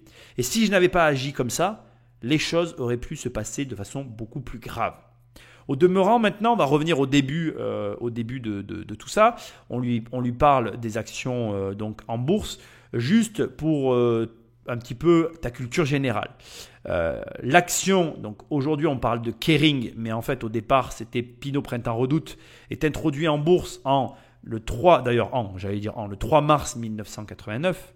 Donc tu aurais pu acheter des actions qui à ce moment-là se monnayaient 17 €. Là, pendant qu'on écoute donc cette interview, on est en 2002, d'accord ? Donc en 2002, il y a énormément de secousses. L'action, si on prend l'action mi-2002, on est sur une centaine d'euros, puisque là on est en euros à ce moment-là. L'action vaut une centaine d'euros. Et aujourd'hui, au moment où je fais la vidéo, l'action vaut 645 €. Et au point le plus haut, l'action est montée à 756 €. Ce qui veut dire que tu avais les moyens, il y a quelques années en arrière, de t'acheter beaucoup d'actions et de gagner beaucoup d'argent. Il faut savoir que par exemple, à la suite du crack de 2008, l'action PPR Kering se monnayait dans les 34 €. Et aujourd'hui, on est sur une valorisation à 645 €, 650 €. Donc effectivement, c'est très amusant parce que on est dans une émission où on parle de confiance, où on parle de tout un tas d'éléments. Quand tu vois la courbe de Kering, aujourd'hui Kering, anciennement et pendant l'émission qu'on est en train de faire PPR, on est face à quelqu'un qui te donne confiance. Et là encore, son comportement, sa zénitude est complètement liée au fait qu'il sait exactement où il va. Et d'ailleurs, c'est intéressant parce que tout à l'heure on parlait de son montage, il a 2 holdings, il a 2 sociétés, donc il a sans doute beaucoup plus de fortune que ce qu'on peut imaginer. Et il continue à croître d'un côté par rapport à l'autre, enfin des deux côtés d'ailleurs, indépendamment l'un de l'autre, et c'est ça qui fait sa force. Très sincèrement, je vais être très direct avec toi, je pense que cet homme est vraiment, mais vraiment, l'un des plus grands hommes qu'on ait pu analyser sur cette chaîne. Et ne me sors pas Bernard Arnault, parce que je le crois, et c'est ma croyance personnelle que je te livre ici. En tout cas, voilà ce que je vais dire. Bernard Arnault est très bon aussi, mais c'est quelqu'un à qui je ne tournerai pas le dos. Pinot, dans mon dos, on est à la guerre. S'il m'a dit qu'on y va, je sais qu'il est derrière. C'est un mec comme Booba, c'est un mec sur qui tu peux compter. Vous dites toutes les entreprises se portent bien, toutes sont bénéficiaires, et pourtant, enfin, il suffit de regarder les courbes. Du bois. Et à chaque fois, vous touchez du bois, ça c'est le métier, je suppose. C'est le métier, oui, c'est ça. Et pourtant, Pourvu que ça dure. Quand on regarde un petit peu le profil de votre action en bourse, vous avez du mal à convaincre les boursiers que tout va bien. Qu'est-ce que c'est ? C'est quoi ? C'est une mode négative qui vous est infligée ? Il faudrait poser la question aux subissez. investisseurs. Je pense que le marché nous a reproché un endettement trop lourd. C'est comme ça. Je pense qu'il a tort, mais le marché, c'est comme les électeurs pour un député, il n'a jamais tort. Il nous a reproché un risque sur Gucci, qui est le groupe de luxe, où nous avons pris des engagements de racheter les actions au cas où. Et il nous reproche probablement une trop grande diversification, de ne pas y voir assez clair. Donc il faut en tenir compte, c'est ce qu'on est en train d'essayer de faire et c'est ce qu'on fera. C'est-à-dire que vous reprofilez votre groupe en fonction des exigences des investisseurs. Le boursier a raison contre vous ? Non, mais le boursier n'a pas toujours tort non plus, il faut l'écouter. Pourquoi est-ce que les investisseurs auraient systématiquement tort ? C'est pas... Voilà, mais il ne faut pas non plus subir la pression des investisseurs et du marché en faisant n'importe quoi. On va donc reparler de la pression des investisseurs dans un second temps. Je trouve intéressant qu'il soit capable de dire que le boursier n'a pas systématiquement tort, qu'il peut avoir raison, le boursier, l'investisseur. Et il dit une chose intéressante, au final, le marché a toujours raison, même si je ne suis pas d'accord avec. Franchement, tu es investisseur immobilier, tu peux transformer cette phrase en disant « le banquier a toujours raison, même si je ne suis pas d'accord avec ». C'est malheureux, mais c'est la réalité. Si la banque ne veut pas te financer, c'est qu'il y a de grandes chances que tu ne sois pas finançable. Parfois, c'est vexant parce qu'on ne voit pas où est le problème, on ne comprend pas où est le problème, mais c'est malheureusement parfois la triste réalité. Maintenant, ici, je vais me concentrer sur les 3 éléments d'autocritique qu'il a formulés à son égard et que je trouve très intéressants. Il dit 1. Le marché me reproche un endettement trop lourd. Ça, alors il faut comprendre que François Pinault, il y a beaucoup de choses à savoir. D'abord, il faut savoir une chose, c'est que François Pinault, c'est le Crédit Lyonnais qui a derrière lui. Et il faut savoir qu'en 1994, François Pinault entre au conseil d'administration du Crédit Lyonnais.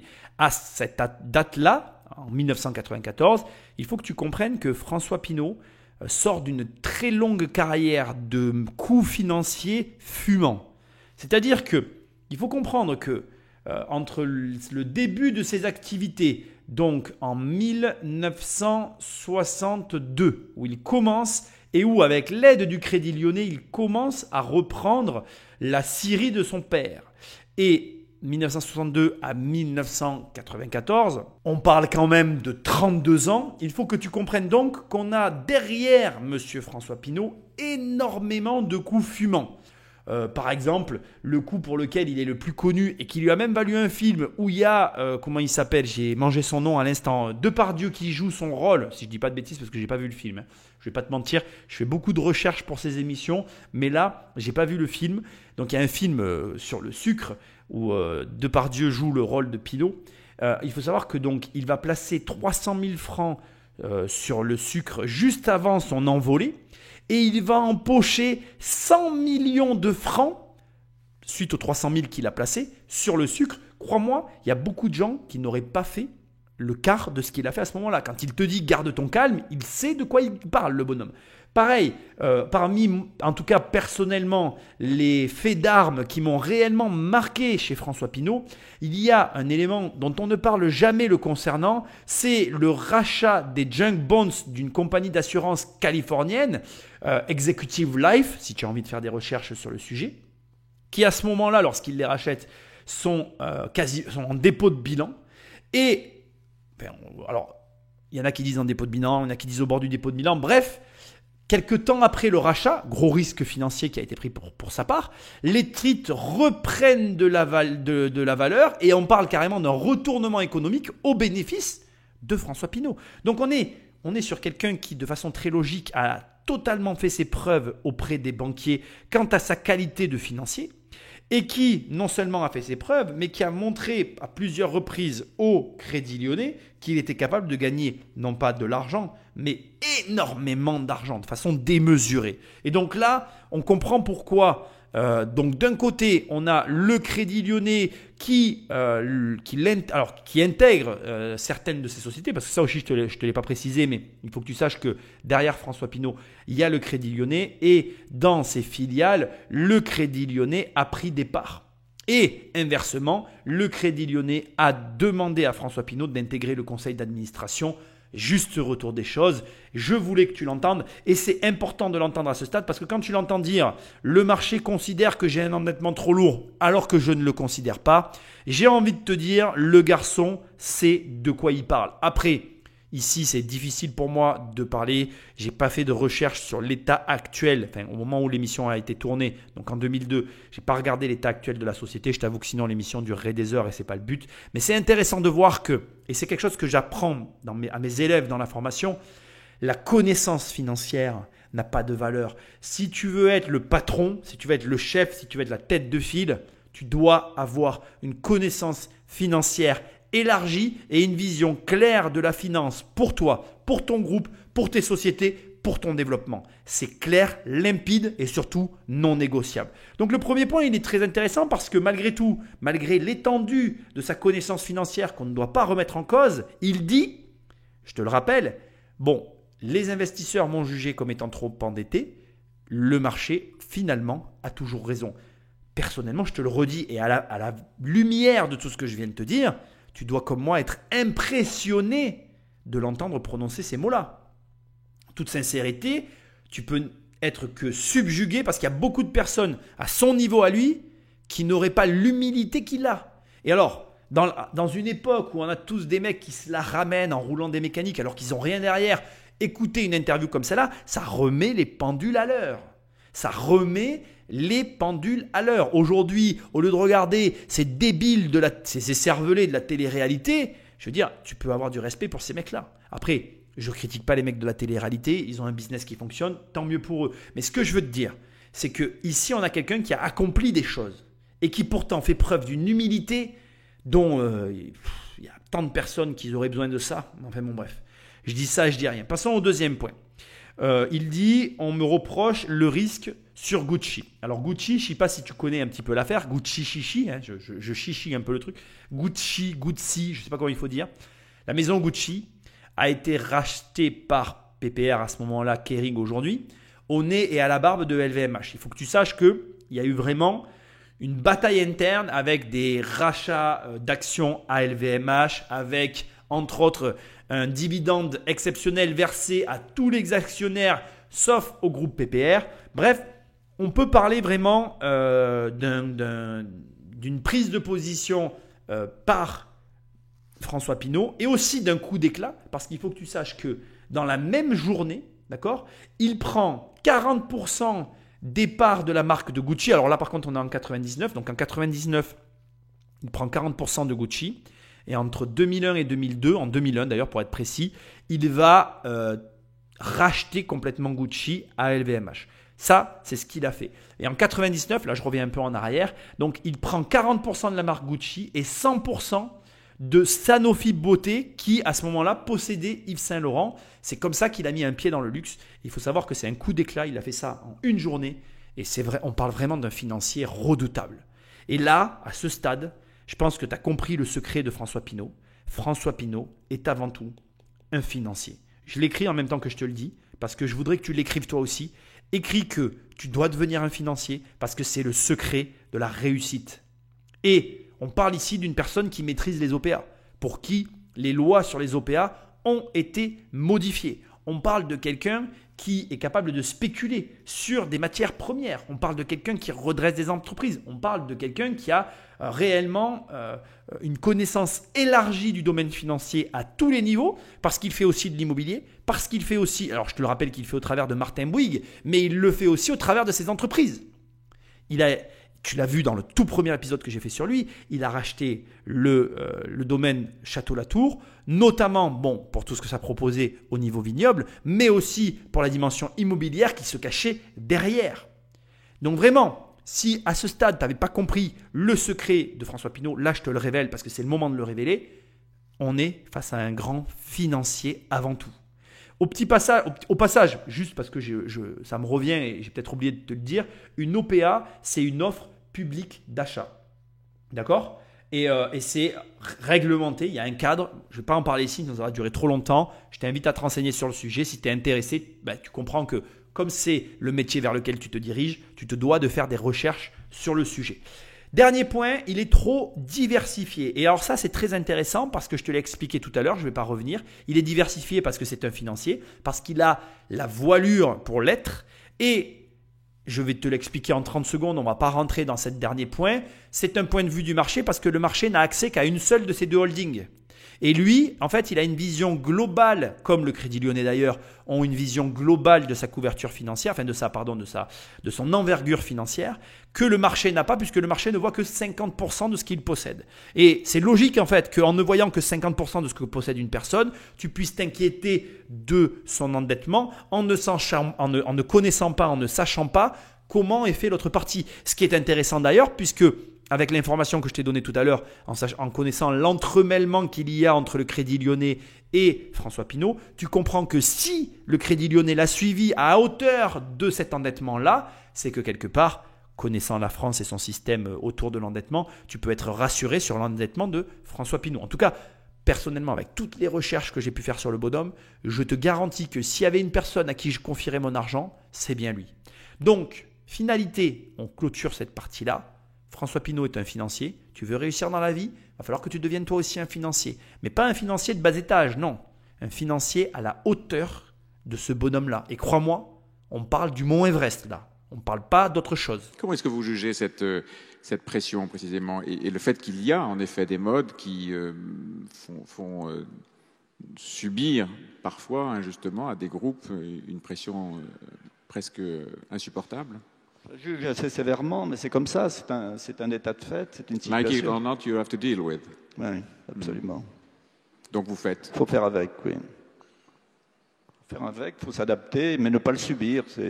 Le Pinot Printemps Redoute a la chance d'être contrôlé, donc on ne sera pas victime d'une OPA, même si le titre devrait encore baisser. Je suis convaincu, au contraire, qu'il va monter désormais. Donc il n'y a pas ce risque. Donc on vit un moment difficile, mais ça n'est pas dramatique pour nous. Alors que des groupes non contrôlés, ça peut être dramatique, parce que les rôdeurs rôdent et les chacals ne sont pas loin. Bon alors, en bon financier, je vais devoir t'expliquer un petit peu le principe des OPA pour que tu comprennes l'échange qui vient d'avoir lieu entre nos deux protagonistes préférés. Échange que je salue parce que vraiment, je suis très surpris. C'est rare de voir des personnes qui interviewent avec une telle culture. Je suppute que nous sommes en face d'une personne qui n'est pas étrangère au domaine. Ceci étant, revenons à nos moutons. Je vais commencer par te traduire ce que je pense avoir compris de la phrase en anglais qui a été prononcée pour Monsieur Pinault. En gros, en anglais, il dit qu'on te donne ou non, tu dois faire avec. Et d'ailleurs, François Pinault reprend les mots très précisément. Et c'est vrai, en fait, donc il faut comprendre que cette phrase a été prononcée parce que quand tu vas sur les marchés financiers, la bourse, c'est quoi au départ? C'est un point sur lequel une entreprise va se positionner en disant, voilà, j'ouvre une partie de mon capital. Et de l'autre côté, tu as des actionnaires qui vont venir injecter de l'argent en échange soit de dividendes, soit d'une plus-value latente qu'ils encaisseront le jour où ils décideront de sortir. C'était un moyen, ça c'était au début, c'était un moyen en fait détourné à l'époque quand ça a été créé pour permettre aux entrepreneurs d'avoir accès à un autre système financier que la banque. Sauf qu'avec le temps, il s'est passé ce qui s'est passé, c'est-à-dire les OPA. OPA dont il faut savoir que, en ce qui concerne la France, François Pinault a été l'une des personnes pour lesquelles la loi a été refaite, remaniée. Donc aujourd'hui, il faut comprendre ce que c'est qu'une OPA. Une OPA, c'est quoi? Alors en gros, on va reprendre dès le début la situation. On a une société et on prend une partie de la société pour laquelle on va dire cette partie-là, je vais la destiner à la bourse. Si tu décides de céder un quart de l'entreprise en actions pour des potentiels investisseurs et que tu possèdes les 70% restants, tu es, comme l'a très justement dit M. François Pinault, sous contrôle. Puisqu'en fait, quoi qu'il arrive au quart que tu as cédé, le quart de l'entreprise, eh bien, finalement, ça ne te met jamais en danger. Mais si par exemple, tu décides de mettre 50% de ton entreprise en ouverture de capital. Dans ces cas-là, tu comprends très bien qu'on se retrouve à 50-50, donc 50% qui sont dilués entre différents actionnaires et 50% qui seraient, en l'occurrence, toi, François Pinault, le dirigeant. Sauf que une OPA, c'est quoi? C'est ce qu'on appelle, ce que je te disais tout à l'heure, donc une opération publique d'achat. Ce qui veut dire que dans la logique, une OPA, c'est public et tu es au courant quand quelqu'un veut te racheter. Mais il peut se produire ce qu'on appelle une OPA hostile et à ce moment-là, un raider, c'est comme ça qu'on appelle ça, la personne qui va racheter, elle va racheter sans que tu sois au courant qu'elle rachète. Mais en l'occurrence, imaginons que sans que personne ne le sache, tu te lances à l'achat. Mais imaginons que à l'insu de tous les protagonistes, AMF, propriétaire de l'entreprise, tu te lances au rachat de 50% du capital d'une entreprise, tu vas devenir co-actionnaire avec le dirigeant à son insu et donc c'est un raid, une OPA hostile en vue de prendre le contrôle d'une société. Il faut savoir qu'à partir d'un certain pourcentage de détention dans une entreprise, tu détiens un poids de vote pour influer le cours de la vie de la dite société. Il faut savoir aussi que donc, je reviens à la situation de François Pinault, aujourd'hui, si tu franchis en France le seuil des 30% du capital et ou des droits de vote, tu dois déclencher une offre obligatoirement qui est de 50% du capital de l'entreprise cible. Et donc, tu dois informer l'AMF et blablabla et je te laisserai faire des recherches et ça, c'est une OPA. Et les chacals rôdent, le terme les chacals rôdent, c'est qu'au demeurant, il y a des OPA hostiles, et je t'invite à faire des recherches sur les OPA hostiles, qui ont été menées notamment par Carl Icahn, qui avait des stratégies assez vicieuses, qui consistait à reprendre un pourcentage conséquent, mais pas au-delà des 30%. Alors les 30%, c'est pour la France, ça ne marche pas dans d'autres pays. Chaque pays a des réglementations, ou pas d'ailleurs, sur ses OPA. Mais de toute façon, Charlie Kahn, avec son procédé, reprenait 10% des sociétés, et avec ces 10%, je ne vais pas rentrer dans le détail, mais en gros, il envoie des courriers aux équipes dirigeantes et menace de mettre d'autres gérants à la place des dirigeants. Bref, il va jouer des coudes pour influencer l'équipe aux commandes de la société et prendre le contrôle et ou mettre en place quelqu'un pour arriver à ses fins sur l'entreprise. On parle quand même d'un milliardaire qui sait ce qu'il fait et honnêtement, tu peux t'intéresser à ces méthodes. C'est vraiment très intéressant. Il faut savoir que, et juste pour ton information personnelle et ta culture générale, Carl Icahn est le personnage qui a entre autres aussi inspiré le film Le Loup de Wall Street. Il faut savoir que dans Le Loup de Wall Street, tu as deux protagonistes en fait qui sont réunis dans un seul, exactement comme dans Lord of War avec Nicolas Cage. Alors, je vais faire les choses en ordre parce que là, je m'égare totalement, mais je trouve que c'est intéressant. Dans Le Loup de Wall Street, on a le premier protagoniste qui est à la fois le protagoniste réel, Jordan Belfort, et Carl Icahn. Ce sont ces deux personnalités qui inspirent le personnage fictif joué par Leonardo DiCaprio. Donc quand tu regardes Le Loup de Wall Street, tu ne regardes pas que Jordan Belfort, tu regardes aussi Carl Icahn, et ça c'est beaucoup moins connu et c'est intéressant. Et quand tu regardes Lord of War, le marchand d'armes, tu as en fait 3 histoires de 3 marchands d'armes qui sont réunies en un seul. Et donc, c'est vraiment important de le comprendre. Les films nous font fantasmer sur des choses, mais entre le fantasme et la réalité, il y a François Pinault. Et François Pinault, lui, il est réellement passé à l'action. Il a réellement influé l'histoire des OPA en France et il a été raider. Et ça, il faut quand même le dire. Et il dit les chacals rôdent parce que, bien évidemment, François Pinault, Bernard Arnault, tu l'as compris, les rôdeurs rôdent. Mais il ne faut pas oublier qu'un loup déguisé en agneau sait reconnaître les loups et François Pinault fait partie de ces loups déguisés en agneau dans la bergerie. Vous disiez que le climat est difficile. Aujourd'hui, ça continue à se dégrader, le climat économique?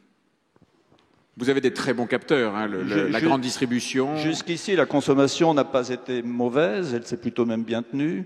Il semblerait que depuis 2 semaines, ça mollit un peu, mais est-ce que c'est dû au climat, au temps? Vous savez, pour l'instant, la consommation en France s'est relativement bien tenue et espérons que ça continue. C'est un problème de confiance des consommateurs. Il ne faudrait pas que le chômage remonte trop et qu'on ait trop de difficultés devant nous.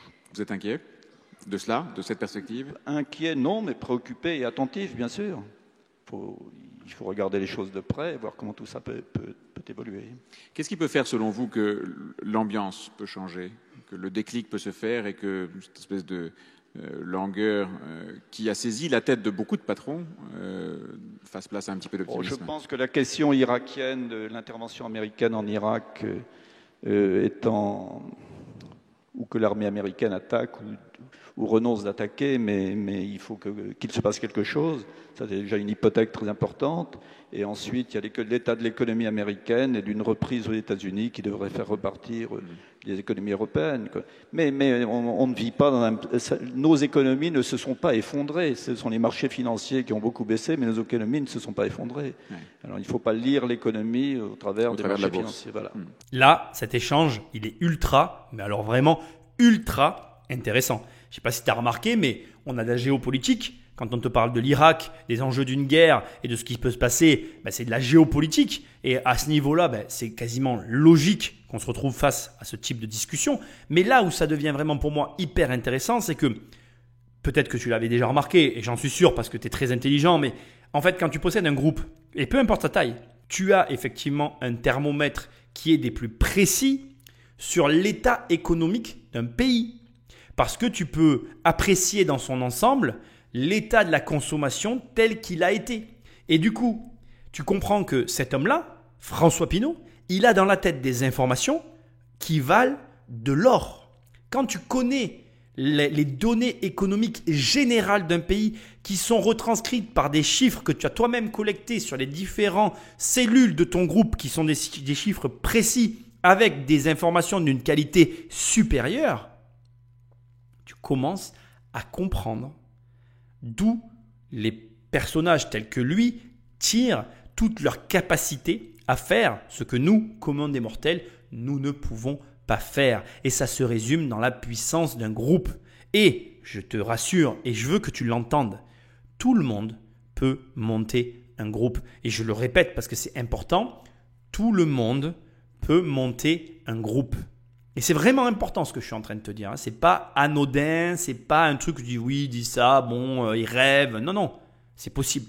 Tu peux très bien acheter une petite société dans un département, puis une autre petite société dans un autre département, puis comme ça, au bout de quelques années, avoir 3-4 sociétés dans 3-4 départements différents, un petit groupement de placement immobilier dans un autre coin et au bout du compte, comme ça, avoir une visibilité déjà interrégionale, semi-nationale sur un petit groupe familial qui te permet d'avoir une vision très différente du monde dans lequel tu évolues. Et ça a une valeur, mais tu ne peux pas imaginer de quoi on est en train de parler.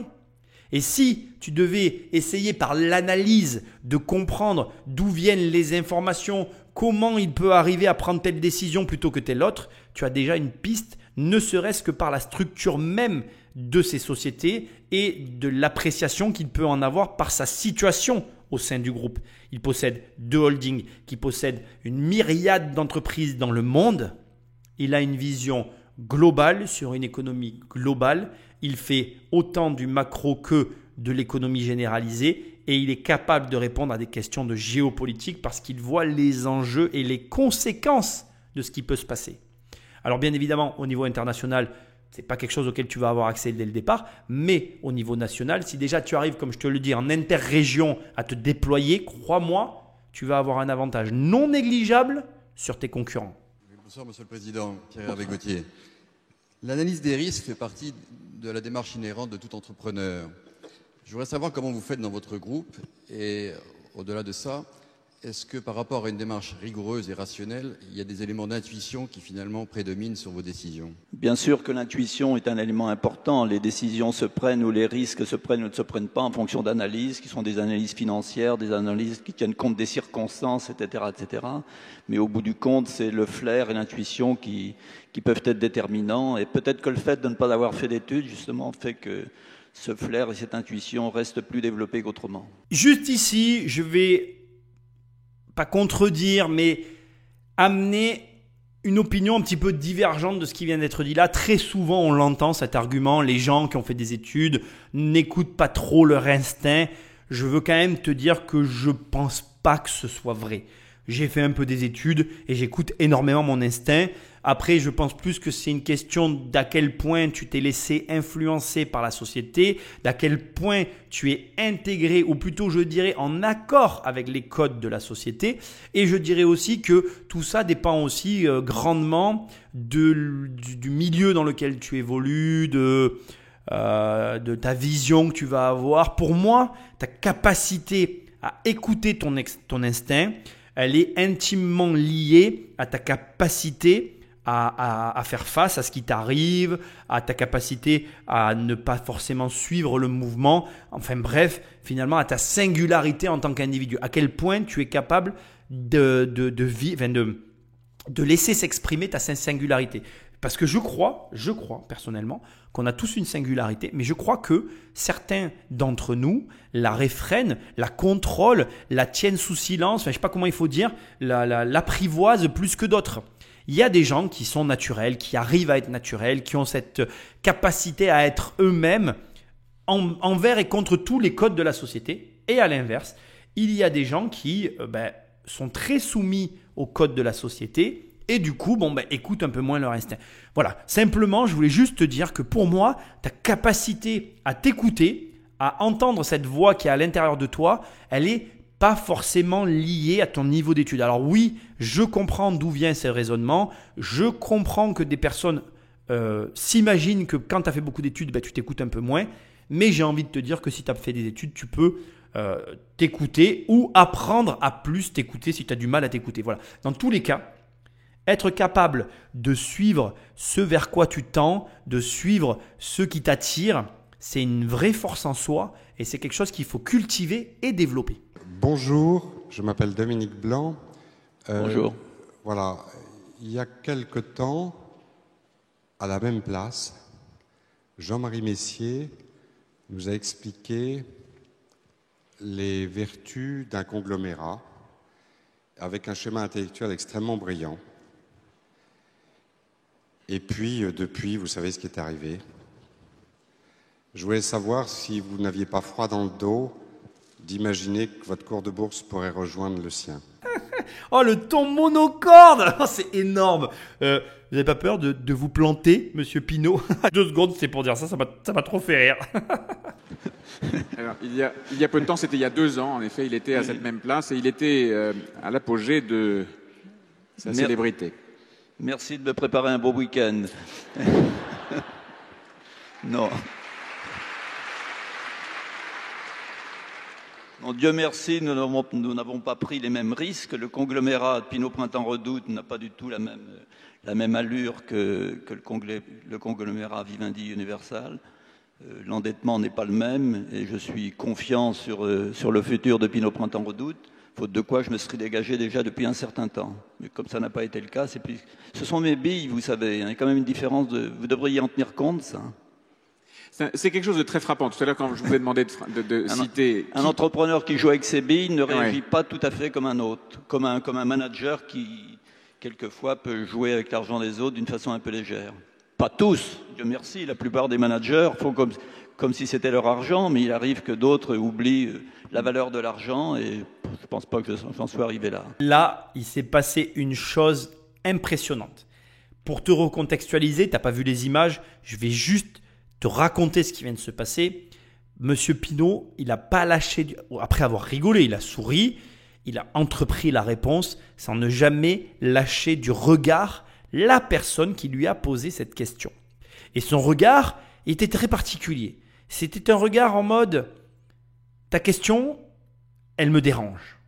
Le sous-entendu me dérange. » Et quand l'intervieweur lui pose une question, il essaye de lui poser une question, il n'a même pas retourné la tête, il continuait de fixer la personne et a repris en parlant des gestionnaires et en amenant les précisions que tu viens d'entendre. Et c'est très intéressant parce que justement, il a mis le doigt là où ça fait mal en expliquant qu'un gestionnaire ne joue pas avec son argent et que lui, c'est son argent et que c'est très différent de prendre un risque quand c'est ton argent que de prendre un risque quand c'est l'argent des autres. Ça sonne un petit peu comme un goût amer de politique dans la bouche, tu vois. Ça nous rappelle doucement et de façon assez âpre le goût du politicien qui joue avec notre argent. Tu vois ce que je veux dire? On est tous d'accord sur ce principe. Et il ne parle pas de politicien ici. Il parle vraiment d'une personne qui prend une société, qui la confie à une autre personne avec tout ce que ça implique et qui joue dangereusement avec l'entreprise en question, mais qui n'est pas ni sa société, ni son argent. Et je veux qu'on soit très clair. Depuis le début de cette émission, on analyse une personne dont tu ne mesures pas en fait le courage, la grandeur et la ténacité dont il fait preuve. Pourquoi tu ne mesures pas? Parce que ce n'est pas toi qui as mis 300 000 francs sur un actif volatile. Ça n'est pas toi qui as pris les risques qu'il a pris sur des OPA. Ça n'est pas toi qui t'es mesuré au plus grand de ce monde avec quelque part l'instruction qu'il avait. Et ça, il faut que tu le comprennes et tout en l'acceptant, c'est-à-dire tu ne peux que supposer que tu le comprends et tu ne peux que supposer que tu l'as intégré tant que tu ne seras pas confronté à l'occasion. Est-ce que tu sais ce que ça fait que de prendre 300 000 € et de le mettre sur une action volatile? Est-ce que tu sais ce que ça fait que de prendre 100 000 € et de le mettre sur une action volatile? Est-ce que tu sais ce que ça fait que de prendre 50 000 € et de le mettre sur une action volatile? Est-ce que tu sais ce que ça fait que de prendre 10 000 € et de le mettre sur une action volatile? Vraisemblablement, et peu importe ton niveau de revenu, dans tous les cas, tu ressentiras le stress de la confirmation de la décision que tu as prise. Peut-être que je l'ai mal dit, alors je vais le redire. Quand tu prends ce genre de décision, tu le bases sur une réflexion personnelle qui confirme l'action que tu es en train de mener. Mais pour valider, confirmer l'action que tu es en train de mener, il va falloir te confronter au marché et voir si ton mouvement est le bon. Sachant que c'est l'avantage, mais aussi l'inconvénient de ce genre de mouvement, tu ne peux pas perdre plus que ce que tu as mis. Donc tu peux juste ramener à zéro un compte et tu ne te retrouveras pas à moins quelque chose, tu ne te retrouveras pas à devoir de l'argent à quelqu'un. Mais par contre, tu peux multiplier la somme fois finalement le coef que tu peux y appliquer en fonction des risques que tu as pris, mais sans ne jamais occulter la perte potentielle qui s'y adosse. C'est-à-dire que plus le coef est grand, plus la perte possible est immense. Et quand tu mets 300 000 euros, les sueurs froides la nuit ne sont pas les mêmes que quand tu y mets 10 000 ou 1 000 euros sur le même cheval, le même pari que tu vas mener. Et ça reste au demeurant, tout ça ne reste finalement qu'un jeu. Donc, je comprends sa réaction, je comprends ce qu'il vient de dire, c'est un moment important, il faut que tu l'entendes. Et quand tu fais un crédit immobilier, c'est là-dessus qu'on va clôturer cette partie-là, tu prends un plus grand risque que quand tu places ton argent sur le sucre comme François Pinault.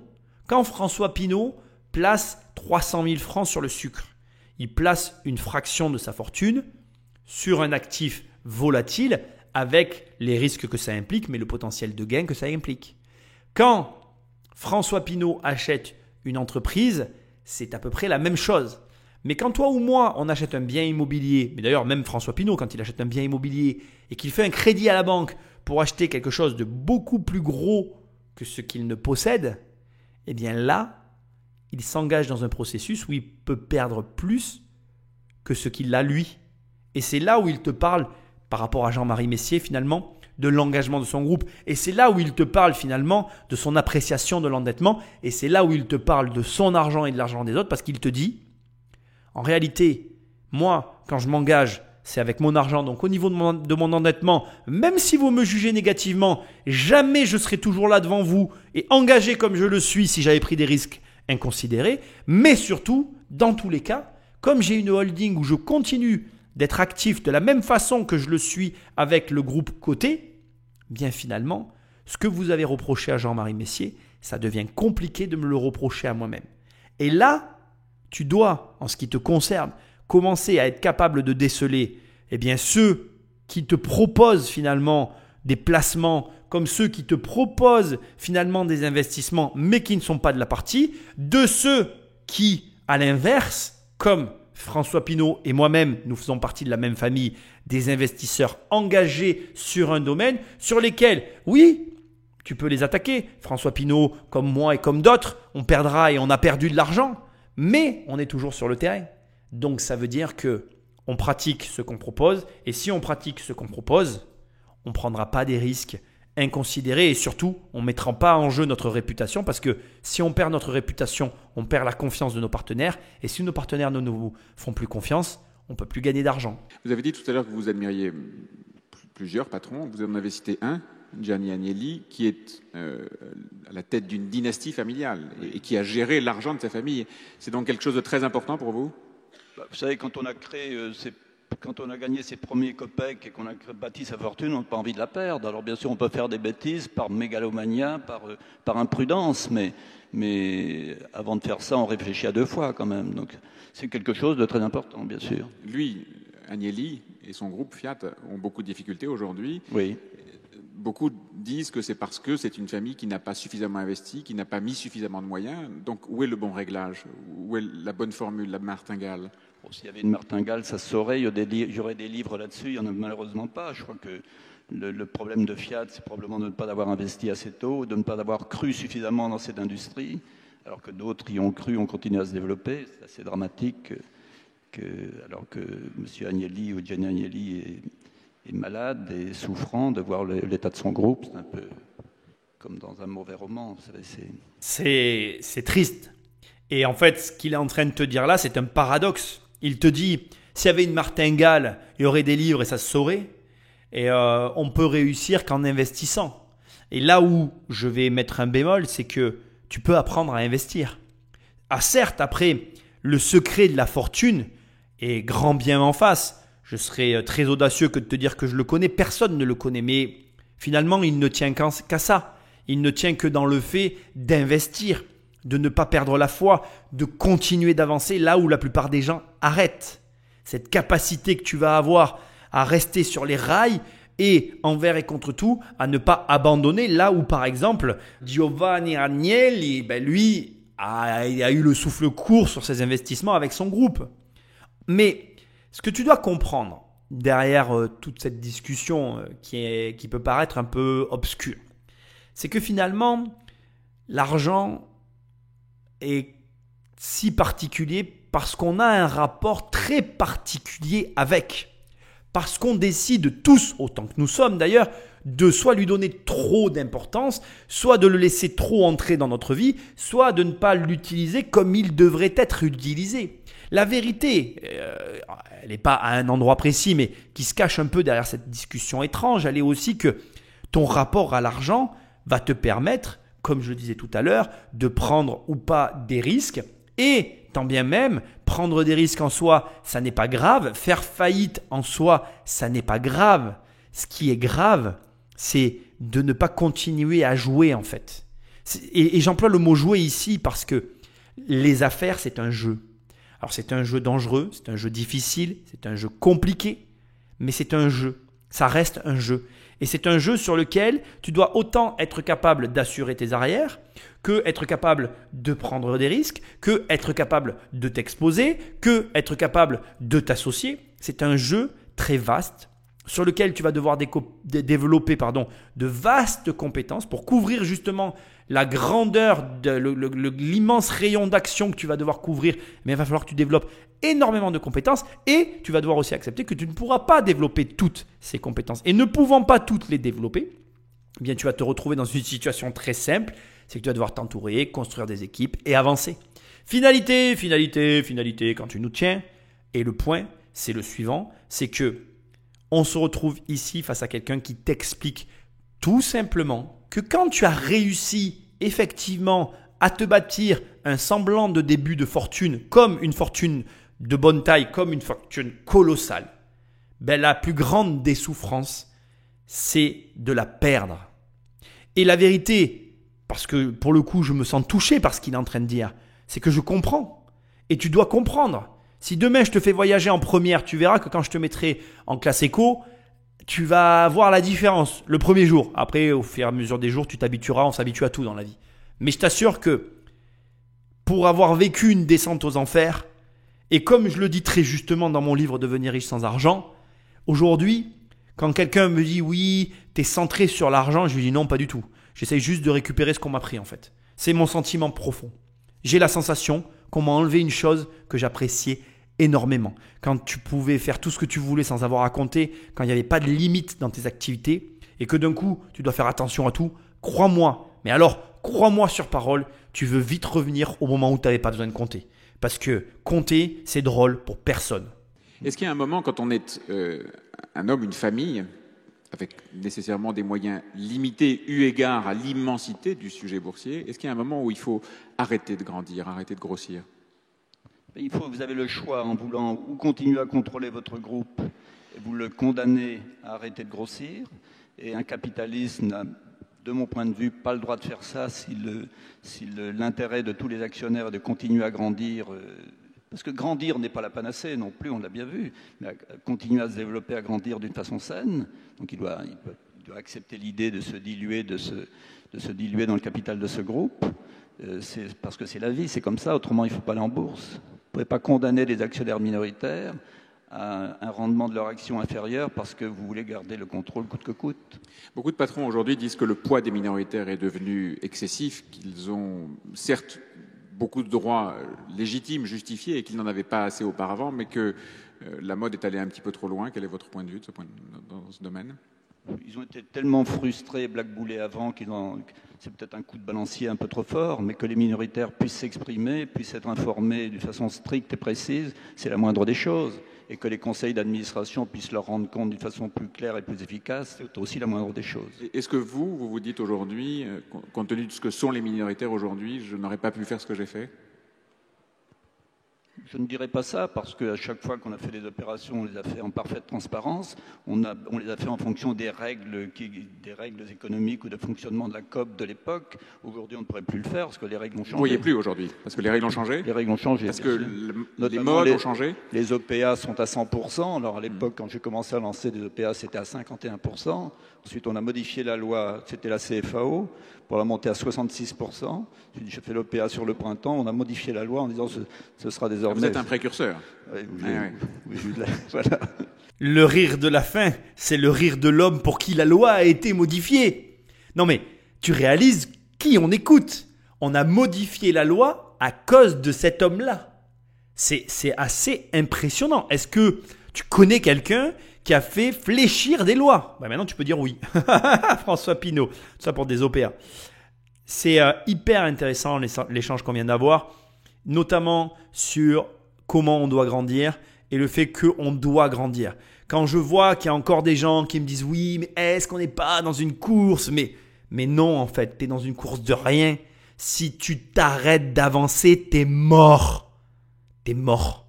Tu comprends ça? Tu es mort. Moi, quand je propose un projet trop ambitieux à ma mère, elle me dit « C'est pas un peu trop ambitieux pour ça, Nicolas, pour nous, Nicolas ?» Je dis « Non, il faut bien qu'on ait des projets, non ?» Et à un moment donné, ça grossit. Donc forcément, les projets que je pose sur la table, ils sont de plus en plus gros. Mais il y a un moment donné, tu voulais faire quoi? Tu croyais pas que tu crois pas que je fais tout ça pour, au bout du compte, pas me faire rêver? Pourquoi, à ton avis, le mec, il est dans l'immobilier et j'ai pas écrit encore un seul livre sur l'immobilier? Pose-toi la question, parce que j'écrirai ce putain de bouquin à la fin de ma carrière, quand j'en aurai roulé de l'immobilier. Là, pour l'instant, je suis un bébé.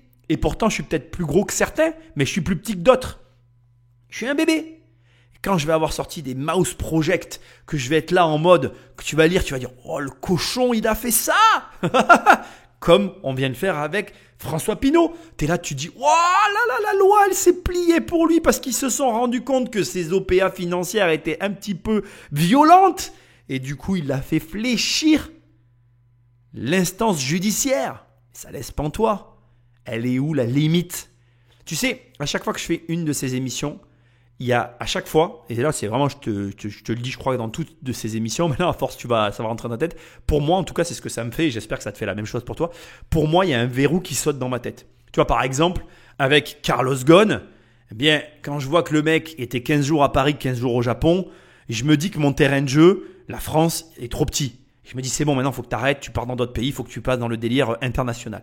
Là je me dis il n'y a rien qui doit t'arrêter, même pas la loi. Il y a une loi qui dit que tu n'as pas le droit de faire. Bon, c'est pas grave. C'est pas moi qui vais changer pour la loi, c'est la loi qui va changer pour moi. J'adore dire ça. Bon, j'en suis pas là, mais il faut que tu comprennes que c'est ça en fait. Ce sont des mecs qui a rien qui les arrête. Et peut-être que tu vois, je vais faire écho à ce que je te disais tout à l'heure par rapport à l'école et tout, etc. Quand il dit, oui, c'est peut-être parce que j'ai pas fait d'études que j'écoute plus mon instinct. Ce qu'il y a de sûr, c'est que, et ça c'est une vérité absolue, c'est que les études, le système n'a pas eu de prise sur certaines personnes, dont je fais partie, dont il fait partie, dont tu devrais faire partie aussi. Et si tu arrives à te libérer de ça, eh bien alors dans ces cas-là, tu vas pouvoir réellement faire des bonds de géant dans ta vie. Et ne sois pas là en mode dans ta voiture à te dire « Ouais, Nicolas il a raison, moi je suis comme ça, le système il me touche pas. » Non, non, non, non. Fais des vrais trucs. Je veux dire… vas-y, prends des décisions dans ta vie qui t'opposent au groupe. Oppose-toi à ton groupe d'amis de telle sorte que tu sois en danger. Mets-toi dans une position où tu te dis « Waouh, là, c'est chaud, ils sont tous contre moi, comment je vais faire ?»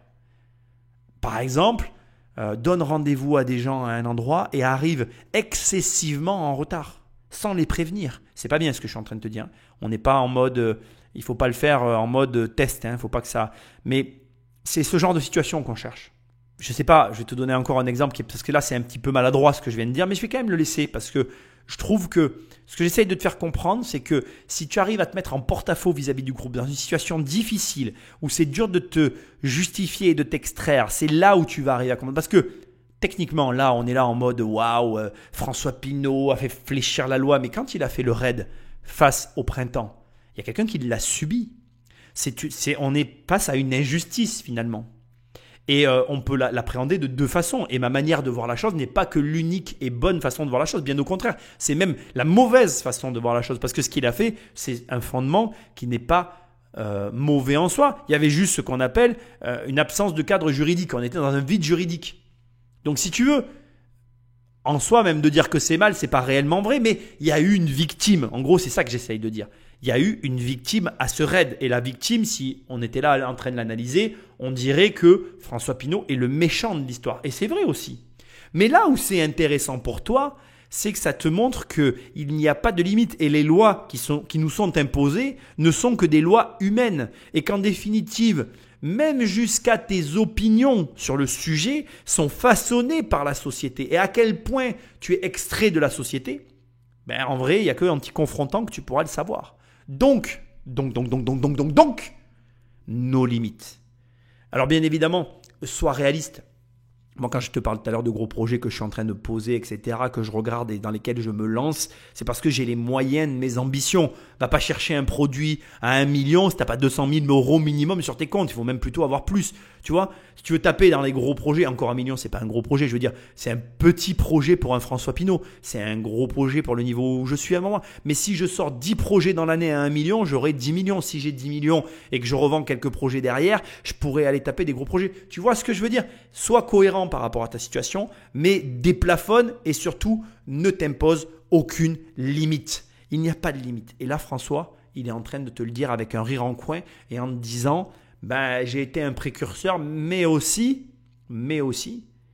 il te dit indirectement, voilà l'une des grandes explications à ma réussite. Dans mon livre, j'appelle ça la prime au premier.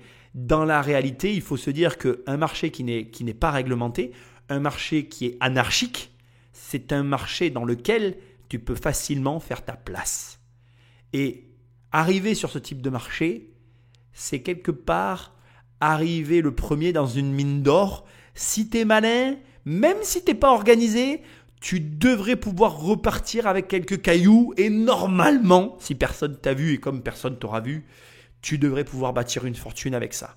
Après, comme il a dit tout à l'heure, il a un peu craché sur les gestionnaires, mais il faut quand même l'être. Et si tu n'es pas trop mauvais en gestion, je ne suis pas inquiet pour toi.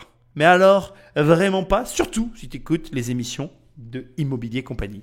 Allez, il nous reste un épisode, le dernier d'une quadrilogie, mais l'interview de la Cité de la Réussite est une trilogie. Donc tu as compris qu'en fait on a une quadrilogie dans laquelle il y a une trilogie. Bref, tout ça c'est compliqué mais c'est simple. Je te remercie et je vous remercie tous. Merci de me laisser des commentaires. Rejoins-moi sur immobiliercompagnie.com pour travailler avec moi, pour prendre des bouquins. Rejoins-moi sur YouTube, rejoins-moi partout. Je te remercie. Laisse un commentaire et des étoiles là où tu écoutes ce podcast. C'est ce qui m'aide le plus. Et je te dis à très bientôt dans une prochaine émission. Salut!